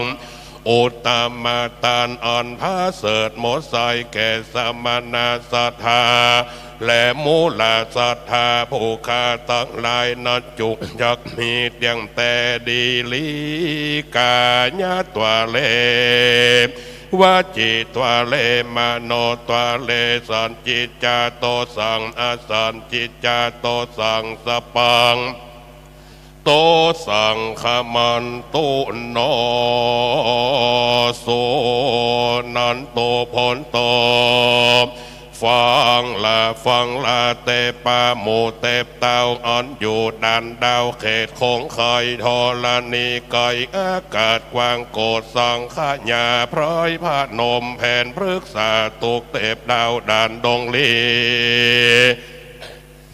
ตั้งกลุ่มพันคันทัพยักตั้งอาลักมเหสีไตลาอเวจีทิลาเต้ายมทิบานจาตุโลกสีองคา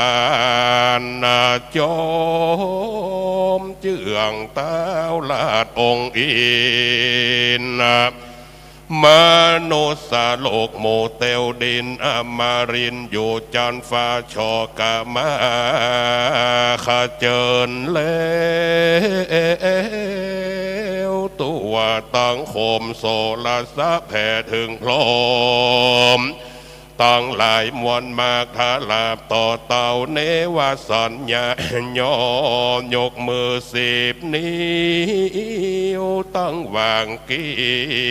ยวเนื้อไก่เกษา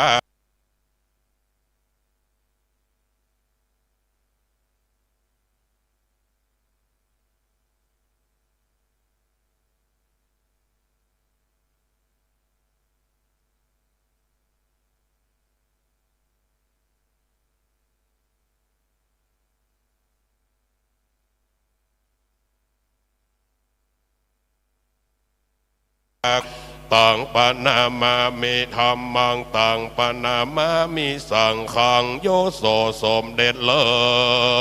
ยอันว่าพระเป็นเจ้าเลิศหงใดอันสถิตนิดนังหันป้าปัดแนงเจิงมีสลีงามสมเปิงเหนือแต้นแก้วอันผ่าแป้แล้วหมู่มาเลโอกาเสสูงวิโล600โยตัวดินแดนมาละวิจโย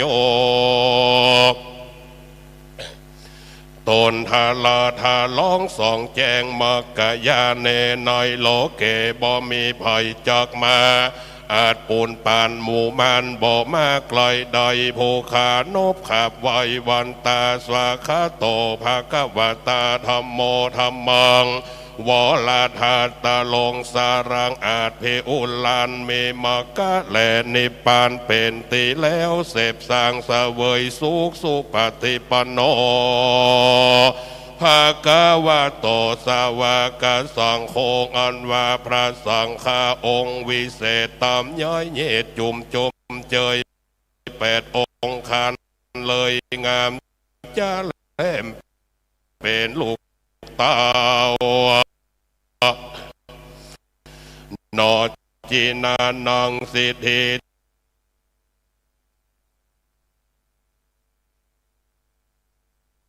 ติเทเถิงโดยดีสิทธิสังฆกานานังเพราะเหตุดังอันโภคานบขับไว้บ่สังกาไว้พระทัตไหลรัตนาโอนลาโสดบำบัดโตดเนลปานสัมปติวิธานขอหือสุขได้ดังใจจงสิริวิสุทธิ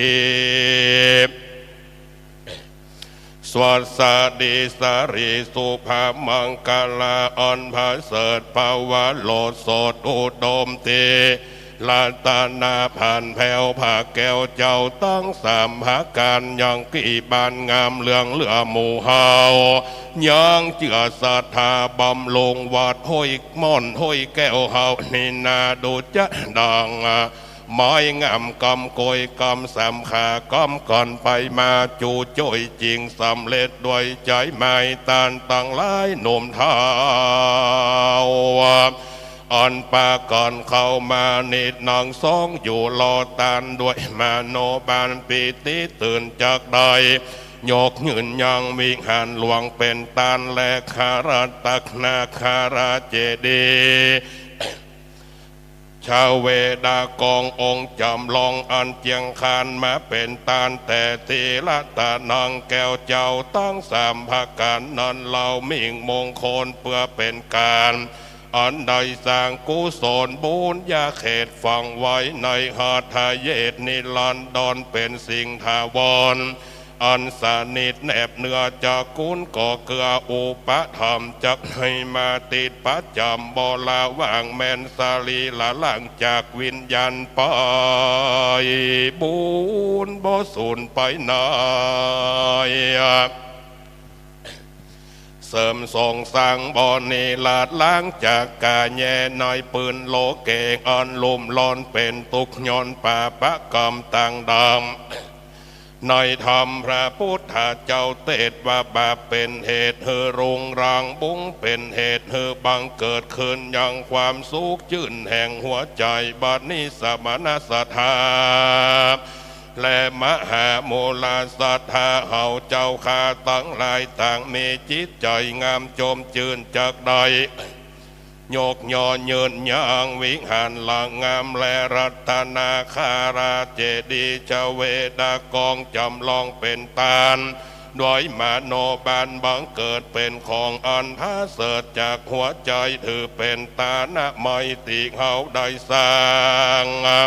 อ้อนว่าคนเฮาในโลกกว้างหมู่เตวดินอย่าปล่อยหือมนตินมาห่อหุ้มมัวมืดกุมหันแก่ตัวลงเมามัวแต่ยึดมันว่าสิ่งของทั้งหลายเหล่านั้นเป็นของเฮาแสวงเอา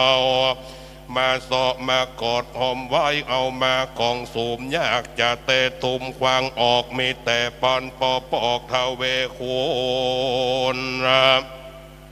ซ้ำกว่าเสียงสูญหมายเมียดมันปอบอกเกิดพอไหลจันเหตุมีมาสัมปติสุขามีสุขยามเมื่อเฮา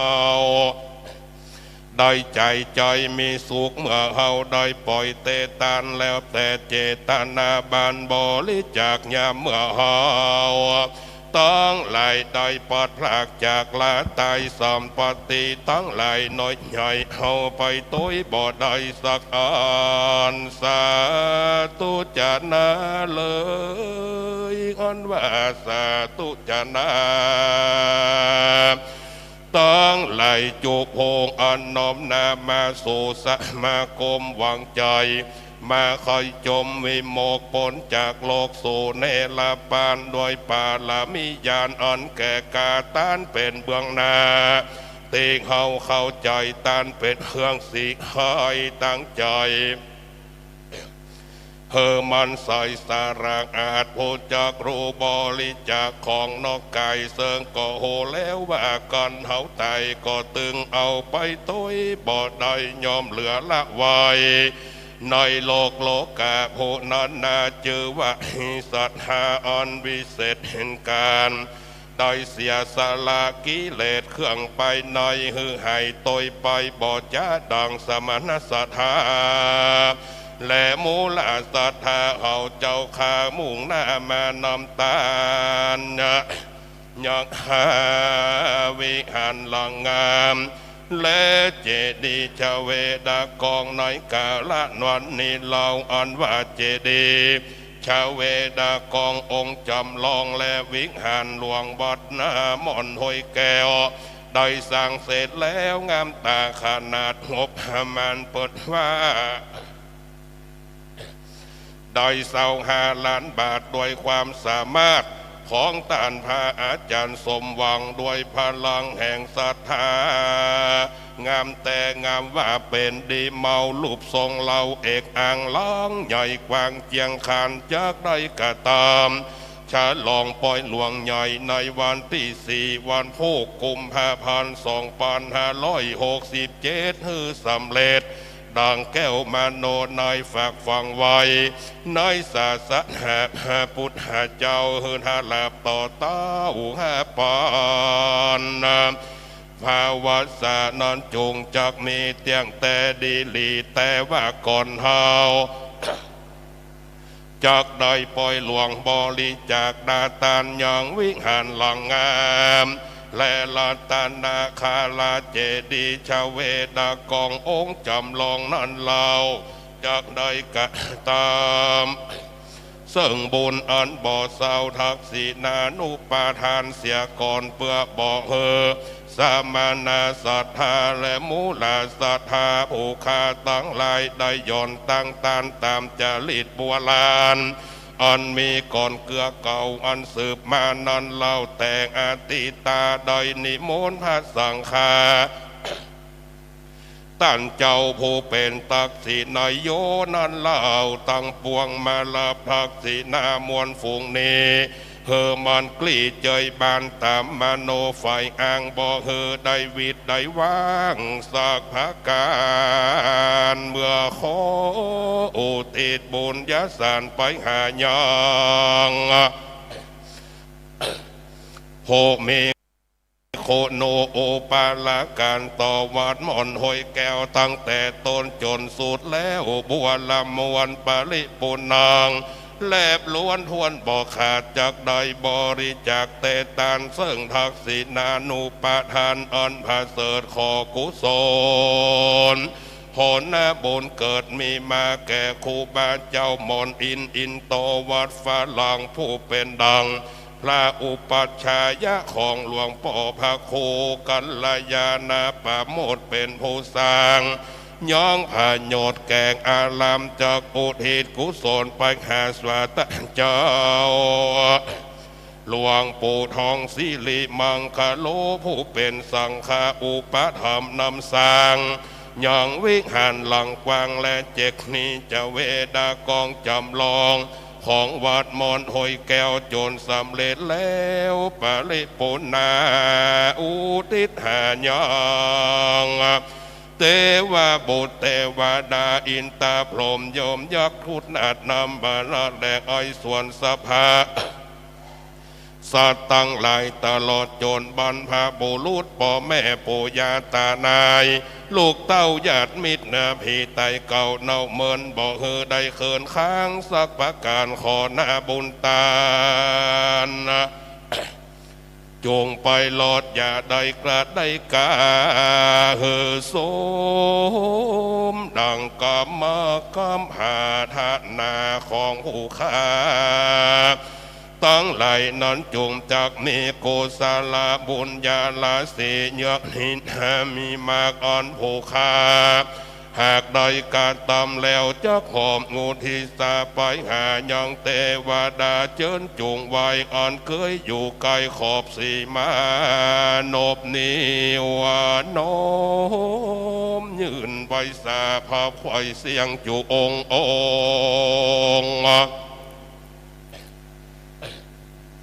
ตั้งเต่าจะตัวโลกเรียบเล็งลงภายแผ่เฮอจื่นจมมันเถิงเต็บเต่าลาดองคารองเจียงเจ้าโค้งเขตเงาแคว้นเมืองบนย่อยืนนอม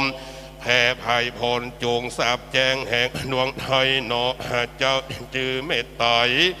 สามโลกใบตัวตั้งมวลโลดเถิงยักหมู่ไอส่วนแฝงเฝ้าไฟด่านดอยแดนตั้งกุดนักปุญญาแทนเป็นโคดเงาสืบแต่เก้าอยู่เมืองบนวางตอดกำเตื่อมภัยพลลงลุ่มไตภายแผ่ไว้เสิ่งบุญตานพับหลอดปืนจุสันหันยมที่บานองค์เจียงเจ้าต้นผับดาวเวสสุวรรณตั้งโมยักษ์และกลุ่มพันไปไฟไตพับป่าไม้ดันโดยดงสัตว์บกสัตว์น้ำตัวตั้งคงให้โศกเศร้าจื่นยินดีตะแม่ทางนัดให้แม่ทอละนี้องค์จำเจอมันเมียดไม่ตานตั้งวงบานโจมปีน้องโจตีของขาดสันดานพ่อแม่ลูกเล่นลานฟุงเอาอามอนมิ่งมวยพายแผ่ด้วยหลอดเติงตันตังอาจาริยะสั่งสอนธรรมเอิญเกียนจากแล้วมรณาไปฝูงเผามิดเข่าเครือใหญ่ลงแผดดันสู่อบายก็ล้นว่าเขาเจ้าตั้งไหลได้ตายไปเป็นผีเป็นเพศอาโซละไก่ตีบอผาเสดตุกลำเลิดเฮอไก่เกิดกับเป็นดีตุกกาละกาลีอันลำบากโอดกันอยากขาบแรงไงวิทย์ผ่อนซ้ำผ่อนสูญให้เขาและน้ำแผ่นอาภาก่อบุญเยื่องนี่นาจุงมาตานเฮอได้หันต่อหน้ารีบเร็วปานนำคืนสู่สวงสวรรค์เฮอได้ป้นปันจากติไลปองแถมสัมปติมากมายเนืองนองไหลเตื่อมแท่งเสื่อมสมปานพญาเคาะตั้งเก้าพักการเวียนเกิดขอบเบียดเบียนขีดเหวรวมสู่ละสีกับ เพอได้วิ่งป้นอย่าเป่าป่านอนจงจักมีเตียงแต่ดีลีจริงทุกวัน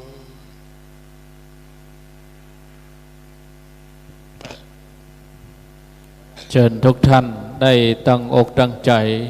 กล่าวคำถวายกับปิยพันธ์ถวายแด่พระสงฆ์ทั้งนั้นในรอบแรกวันนี้แล้วก็เวลา1 ทุ่มตรงก็จะมีพระสงฆ์อีกชุดหนึ่งได้มาทำพิธีเชิญทุกท่านตั้งอกตั้งใจกล่าวคำถวายว่าตามมรรคนายกณบัดนี้กับตั้งนะโม3จบพร้อมๆกันแล้วก็ว่าตามนะครับนะโมตัสสะภะคะวะโตอะระหะโตสัมมาสัมพุทธัสสะนะโมตัสสะภะคะวะโตอะระหะโตสัมมาสัมพุทธัสสะนะโมตัสสะภะคะวะโตอะระหะโตสัมมาสัมพุทธัสสะอิมานิมะยังพันเต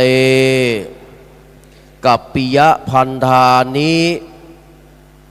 สะปริวารานิภิกขุสังคัสสะโอโนชยามะสาธุโนพันเตภิกขุสังโฆ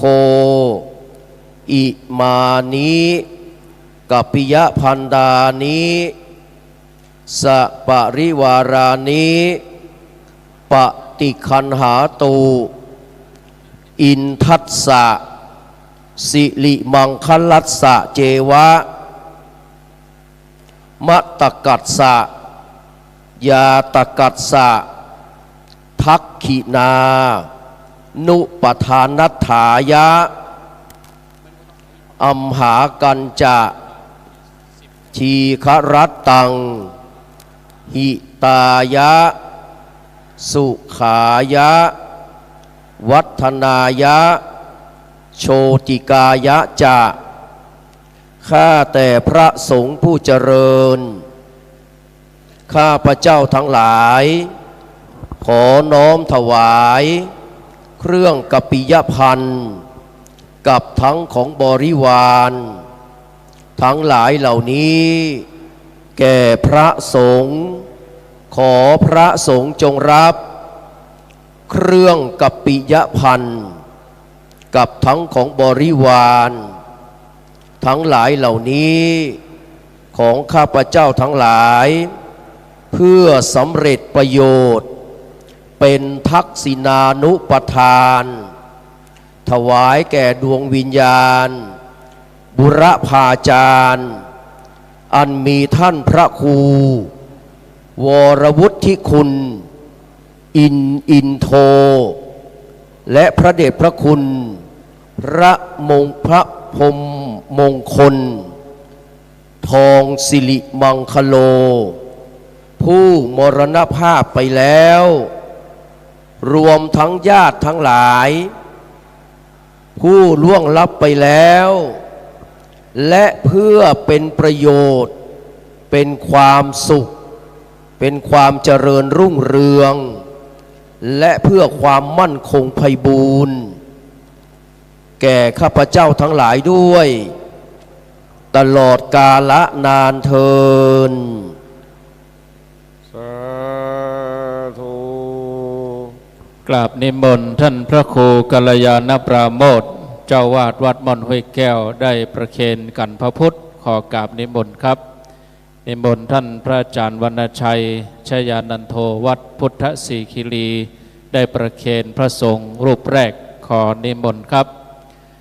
ขอเจริญพรเชิญคุณวรังคณาคุณศิละพร้อมกับคณะทุกคนเชิญคุณเชิดพงษ์กิ่วแก้วตัวแทนของคุณแม่จันฟองกิ่วแก้วได้เข้าไปเคนถวายพระสงฆ์ตามลำดับเชิญคุณธนดลเกาสยนนท์ขอเจริญพรเชิญทุกท่านคณะของคุณอนุพงษ์แท้ตั้งหรือว่าเฮียเล็กนะ ญาติโยมที่มาจากบางบัวทองมาจากเชียงใหม่ได้เข้าไปเคนพร้อมกันตรงโน้นก็ให้คุณอนุพงศ์ได้เชิญญาติสนิทมิตรสหายญาติพี่น้องทั้งหลายได้เข้าไปเคนศรัทธาที่หับสั่งตัวเข้าไปเคนเตเนอญาติโยมศรัทธาบ้านเฮาที่หับสั่งต้องขออภัยบ่ได้มีรายชื่อส่งเข้ามาศรัทธาเฮาที่จะเข้าไปเคนที่หับสั่งก็ขอเจริญเขาพรเข้าไปประเคนถ้าบัดตันวันนี้ก็บรรพุกมาเจ้าก็ยังมีอยู่เนื่องจากว่าศรัทธาบ้านเฮาบางส่วนก็อยู่ที่บ้านได้กะเกียมสถานที่ต้อนรับญาติพี่น้องอยู่ที่บ้านมาได้มาร่วมงานคืนนี้ก็อีก30 กว่าท่านจะได้เข้าไปเคนวันพรุ่งนี้ก็อีก60 กว่ารูปพระสงฆ์พรุ่งนี้ญาติโยมจะได้ประเคนแจ้งญาติโยมทุกท่านหลังจากเสร็จพิธีตรงนี้แล้วก็ให้ญาติโยมพักรับประทานอาหาร2 ชั่วโมง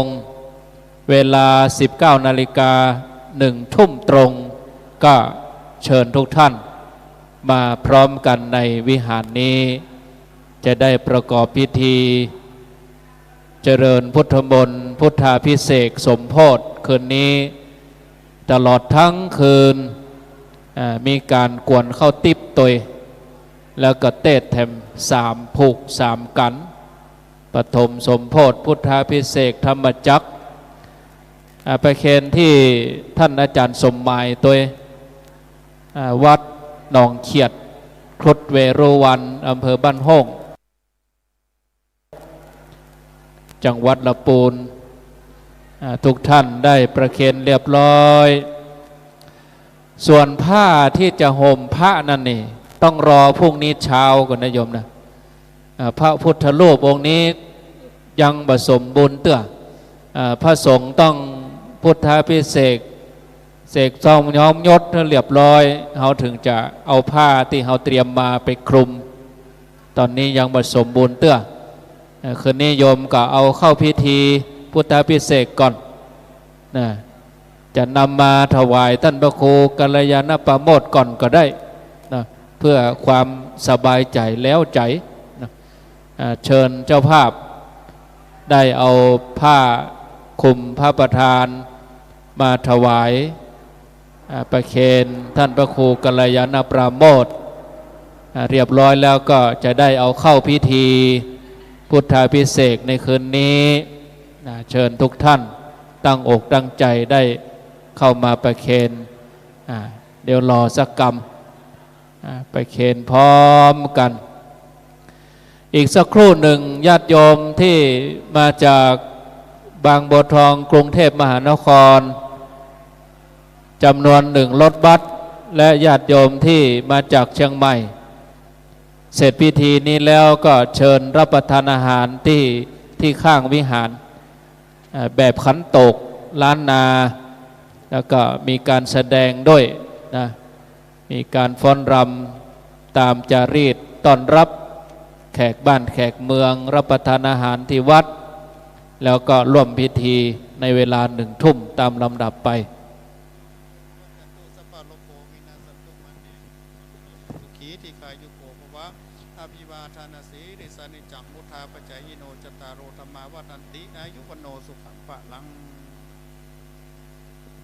กับจากนี้ไปนะครับนิมนต์พระสงฆ์ข้าเจ้าได้ฮือปอนนะครับพี่น้องเขาเกียมน้ำหยาดให้เรียบร้อยเนอะ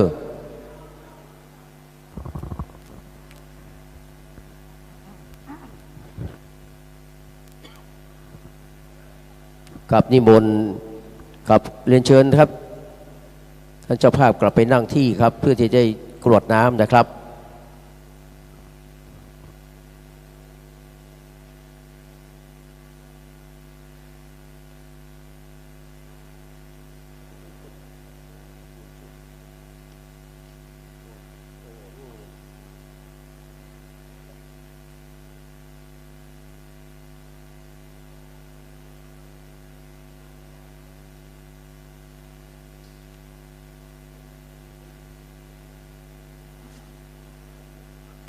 ครับช่วงนี้นะครับ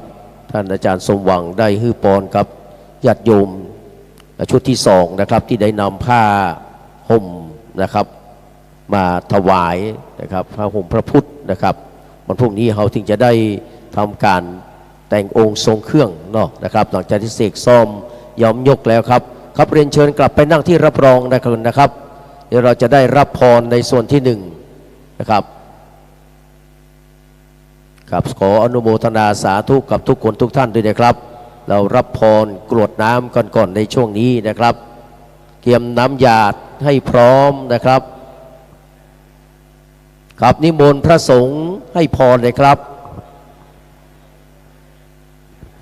สนาทั้งหลายตั้งอกตั้งใจไหว้พรเด้อยะถาวาริวหาปุราปาริปุเรนเตสากลังเอวะเมวะอิโตทินังเปตานังอุปกปติอิจิตังปฏิตังตุมหังคิปะเมวะสมิจจโตสัพเพปุเรนตุสังกปาจันโทปนะระโสยถามณิโชติระโสยถาสัพพิติโยวิวัชชันตุสัพพะโรโควินาศตุมาเตภวัตตรายโยสุขิติกายุโกภวสัพพิติโยวิวัชชันตุสัพโกวินาศตุมาเตภวัตตรายโยสุขิติกายุโกภวสัพพิติโยวิวัชชันตุสัพพะโรโควินาศตุมาเตภวัตตรายโยสุขิติกาภวะอภิวาทนาสิริสเตจังวุฒาปัจจายโดจาโลธรรมาวันตันติอายุวันโนสุขังภาลังยันจะโคตากิดาเทนะสังฆามิสุปฏิติตาเทกลันตังทานาโสอุปกาปฏิโสยาติธัมโมจายานเนตาสิโตเปตานะปุชาจักตาโอราราอลัญจะเบโกนะมโนปเดนะโตเมปุญญาปัสสุตังอนาปกาเตภวตุสัมภมังคลังลักขันตุสัพพเทวตา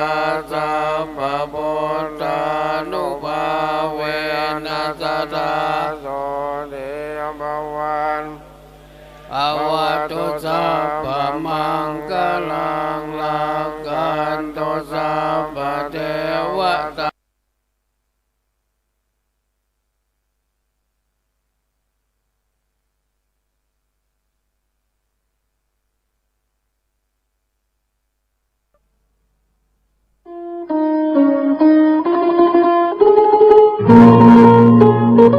วัดมิ่งเมืองมูลตำบลพิชัยอำเภอเมืองจังหวัดลำปางขอเชื้อเชิญพุทธศาสนิกชนพุทธบริษัทร่วมงานบุญตานตอดพระเจ้าพุทธมิ่งมงคลมุนีสีเคลาพระเจ้าเศรษฐีหลวงฉลองสมโภชในวันที่15 16 17 กุมภาพันธ์ 2567 เจ้าวันที่15 กุมภาพันธ์ตั้งแต่เวลา 8 โมงเจ้าเป็นต้นไปร่วมพิธีบวงสรวงเทวดาชมมหรสพสมโภชศิลปินปื้นบ้านล้านนาจ้างโซชื่อดังคณะไอ้วัดเมืองเถิดเวลาบ่าย 3 โมงพิธีทำบุญทักษิณาทานตามต้องสะเปาอดีตเจ้าอาวาสและบรรพชนผู้มีคุณูปการพิธีแห่เครื่องสักการะพระพุทธมิ่งมงคลมุนีสีเคลาขบวนฟ้อนเล็บโดยจ้างฟ้อนจิตอาสา108 คน ฟ้อนถวายเป็นพุทธบูชาชมขบวนแห่ขวดตาลอย่างยิ่งใหญ่เวลา1 ทุ่มพิธีพุทธาภิเษกเบิกเนตรพระพุทธมิ่งมงคลมุนีสีเคลาพระสงฆ์เจริญพระพุทธมนต์สวดมนต์ตั้งแสดงพระธรรมเทศนาสาราธิการสูตรปารมีปัญจันพุทธาภิเษกเกจิครูบาอาจารย์5 รูปนั่งปกจิตภาวนาพิธีสวดเบิกเก้าว่างตลอดทั้งคืนเจ้าวันที่16เวลาบ่าย3 โมงเป็นต้นไปคณะศรัทธาของวัดต่างๆร่วมแห่แห่ตามต่อชมการแสดงศิลปะวัฒนธรรมล้านนาและมหรสพดนตรียิ่งใหญ่อลังการวิจิตรการตาวันที่17ตั้งแต่เวลา10 โมงเจ้าเป็นต้นไปพิธีตามต่อพระพุทธมิ่งมงคลมุนีสีเคลาองค์ประธานในพิธีโดยพระเดชพระคุณรองศาสตราจารย์ดร.พระเทพเวทีเจ้าคณะภาค 6เปิดบายพระพุทธมิ่งมงคลมุนีสีเคลาอาคารพิพิธภัณฑ์ประเพณี12 เดือนล้านนาร่วมเป็นเจ้าภาพเจ้าศรัทธาเจ้าภาพโรงทานเจ้าภาพน้ำปานะเจ้าภาพกันเตเจ้าภาพกันสวดเจ้าภาพกันเบิกเจ้าภาพทายทาน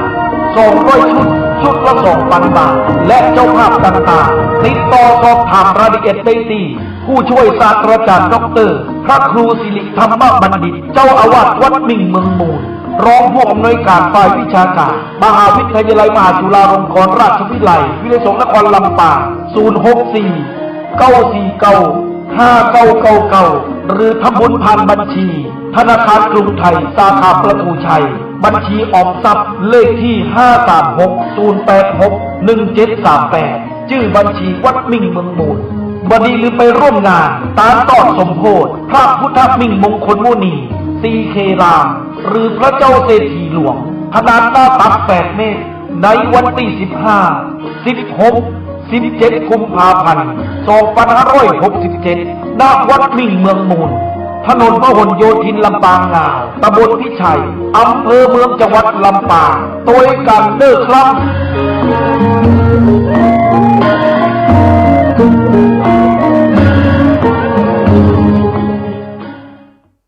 เนื่องในโอกาสมหามงคลเฉลิมพระชนมพรรษา 6 รอบ 28 กรกฎาคม 2567 รัฐบาลไทย โดยกระทรวงวัฒนธรรม กรมการศาสนา ร่วมกับรัฐบาลสาธารณรัฐอินเดีย โดยสถานเอกอัครราชทูตอินเดียประจำประเทศไทย สถาบันโพธิคยาวิชาลัย 980 หน่วยงานภาครัฐและภาคเอกชน ดำเนินโครงการอัญเชิญพระบรมสารีริกธาตุและพระอรหันตธาตุของพระสารีบุตรและพระโมคคัลลานะจากสาธารณรัฐอินเดียมาประดิษฐานเป็นการชั่วคราวณประเทศไทยเพื่อเฉลิมพระเกียรติพระบาทสมเด็จพระเจ้าอยู่หัวและเสริมสร้างความสัมพันธ์อันดีระหว่างสองประเทศการดำเนินการในครั้งนี้สืบเนื่องมาจากโครงการธรรมญาตราจากมหานาทีคงคาสู่ลุ่มน้ำโขงสักการะพระบรมสารีริกธาตุและพระอรหันตธาตุของพระสารีบุตรและพระโมคคัลลานะโดยเริ่มงานระหว่างวันที่ 22 กุมภาพันธ์ถึง 19 มีนาคม 2567 จากนั้นรัฐบาลราชอาณาจักรกัมพูชาจะอัญเชิญไปประดิษฐานเป็นการชั่วคราวต่อไปรัฐบาลได้จัดพิธีอัญเชิญพระบรมสารีริกธาตุและพระอรหันตธาตุของพระสารีบุตรและพระโมคคัลลานะอย่างยิ่งใหญ่โดยการจัดริ้วขบวนการเจริญพระพุทธมนต์การเจริญภาวนาการเผยแพร่องค์ความรู้ผ่านสื่อประชาสัมพันธ์ต่างๆการจัดนิทรรศการสารคดีและหนังสือองค์ความรู้เป็นต้นโดยจัดพิธีอัญเชิญในวันที่ 23 กุมภาพันธ์ 2567 ณ มณฑลพิธีท้องสนามหลวงจากนั้นอัญเชิญไปยังจังหวัดเชียงใหม่อุบลราชธานีและกระบี่นับเป็นครั้งแรกในประวัติศาสตร์ที่มีการอัญเชิญพระบรมสารีริกธาตุจากพิพิธภัณฑ์นิวเดลีและพระอรหันตธาตุของพระสารีบุตรและพระโมคคัลลานะจากประเทศอินเดียมาประดิษฐานเป็นการชั่วคราวณประเทศไทยและมีความเชื่อมั่นว่ากิจกรรมอันสำคัญนี้จะมีพุทธศาสนิกชนทั้งชาวไทยและต่างประเทศเข้าร่วมสักการะบูชาเป็นจำนวนมากอันเป็นการเสริมสร้างสันติธรรมในหมู่ชาวพุทธทั้งในระดับประเทศและระดับนานาชาติโดยมีประเทศไทยเป็นศูนย์กลางความร่วมมือและสามารถพัฒนาไปสู่การเป็นศตวรรษแห่งธรรมะ Dhamma Century ด้วยการนำหลักธรรมความเชื่อของศาสนาเป็นกลไกสำคัญในการเชื่อมโยงความร่วมมือด้านศาสนาและส่งเสริมคุณธรรมของประชาคมโลกเพื่อสร้างความสงบสุขแก่มวลมนุษยชาติสืบไป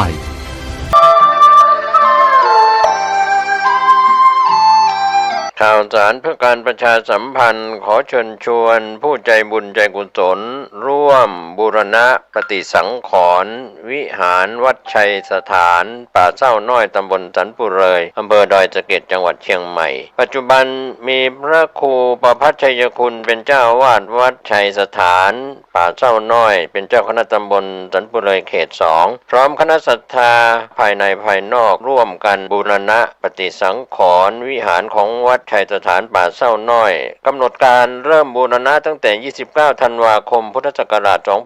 2566ถึง1เมษายนพุทธศักราช2567ขณะนี้ได้เริ่มงานบูรณะปฏิสังขรณ์วิหารบางส่วนท่านผู้สนใจที่จะร่วมบุญร่วมกุศลติดต่อสอบถามรายละเอียดที่จะเป็นเจ้าภาพและร่วมทำบุญได้ที่0876572276ได้ทุกวันก็เป็นข่าวสารประชาสัมพันธ์งานบุญงานกุศลเชิญท่านร่วมบูรณะปฏิสังขรณ์วิหารของวัดชัยสถานป่าเศร้าน้อยตำบลสันปุเรยอำเภอดอยสะเก็ดจังหวัดเชียงใหม่เพื่อเป็นสถานที่ประกอบศาสนพิธีในทางพระพุทธศาสนาได้บุญได้กุศลโดยทั่วหน้ากัน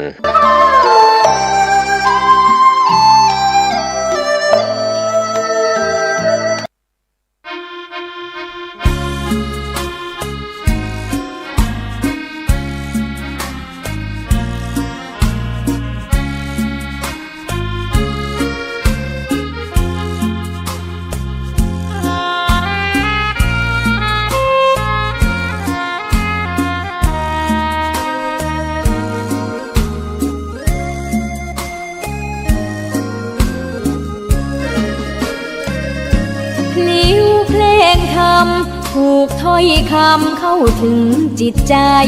ฟังรายการวิทยุเสียงใสส่งถึงใจไปสู่ปลายนาสารธรรมน้อมนำมองพระศาสดาบอกผู้คนทั่วลาหันมาเข้าวัดฟังธรรมคลื่นเสียงนี้เป็นคลื่นธรรมะจากใจส่งถึงบ้านไกลบ้านไกลฟังได้สุขใจล้ำยามดึกดื่นค่ำคืนมีงานต้องทำเป็นคลื่นสารธรรมเน้นย้ำธรรมะเพื่อนใจเสียงคลื่นธรรมบอกหลักธรรมให้คลายความเหงาฟังเสียงธรรมะเบาเบาบอกเล่าถึงคนบ้านไกลสื่อธรรมะบอกวันที่เฮาจะได้ถวายสังฆทานแก่พระเจ้าพระสงฆ์ที่จะได้ออกแก้หาสันทิฏฐกรรมซึ่งวันพรุ่งนี้เราได้นิมนต์พระเจ้าพระสงฆ์จำนวนถึง21ร่วม21ตนมาจำเริญพระพุทธมนต์สื่อโมและญาติหลวงออกญาติหาสันทิฏฐกรรมเวลา6 โมงเช้านั้นก็มีสังฆทานจำนวน21ชุดละ 2,000 บาทคณะสัตยาญาติโยมท่านใดอยากจะเป็นเจ้าภาพก็ขอน้อมเดินเชิญ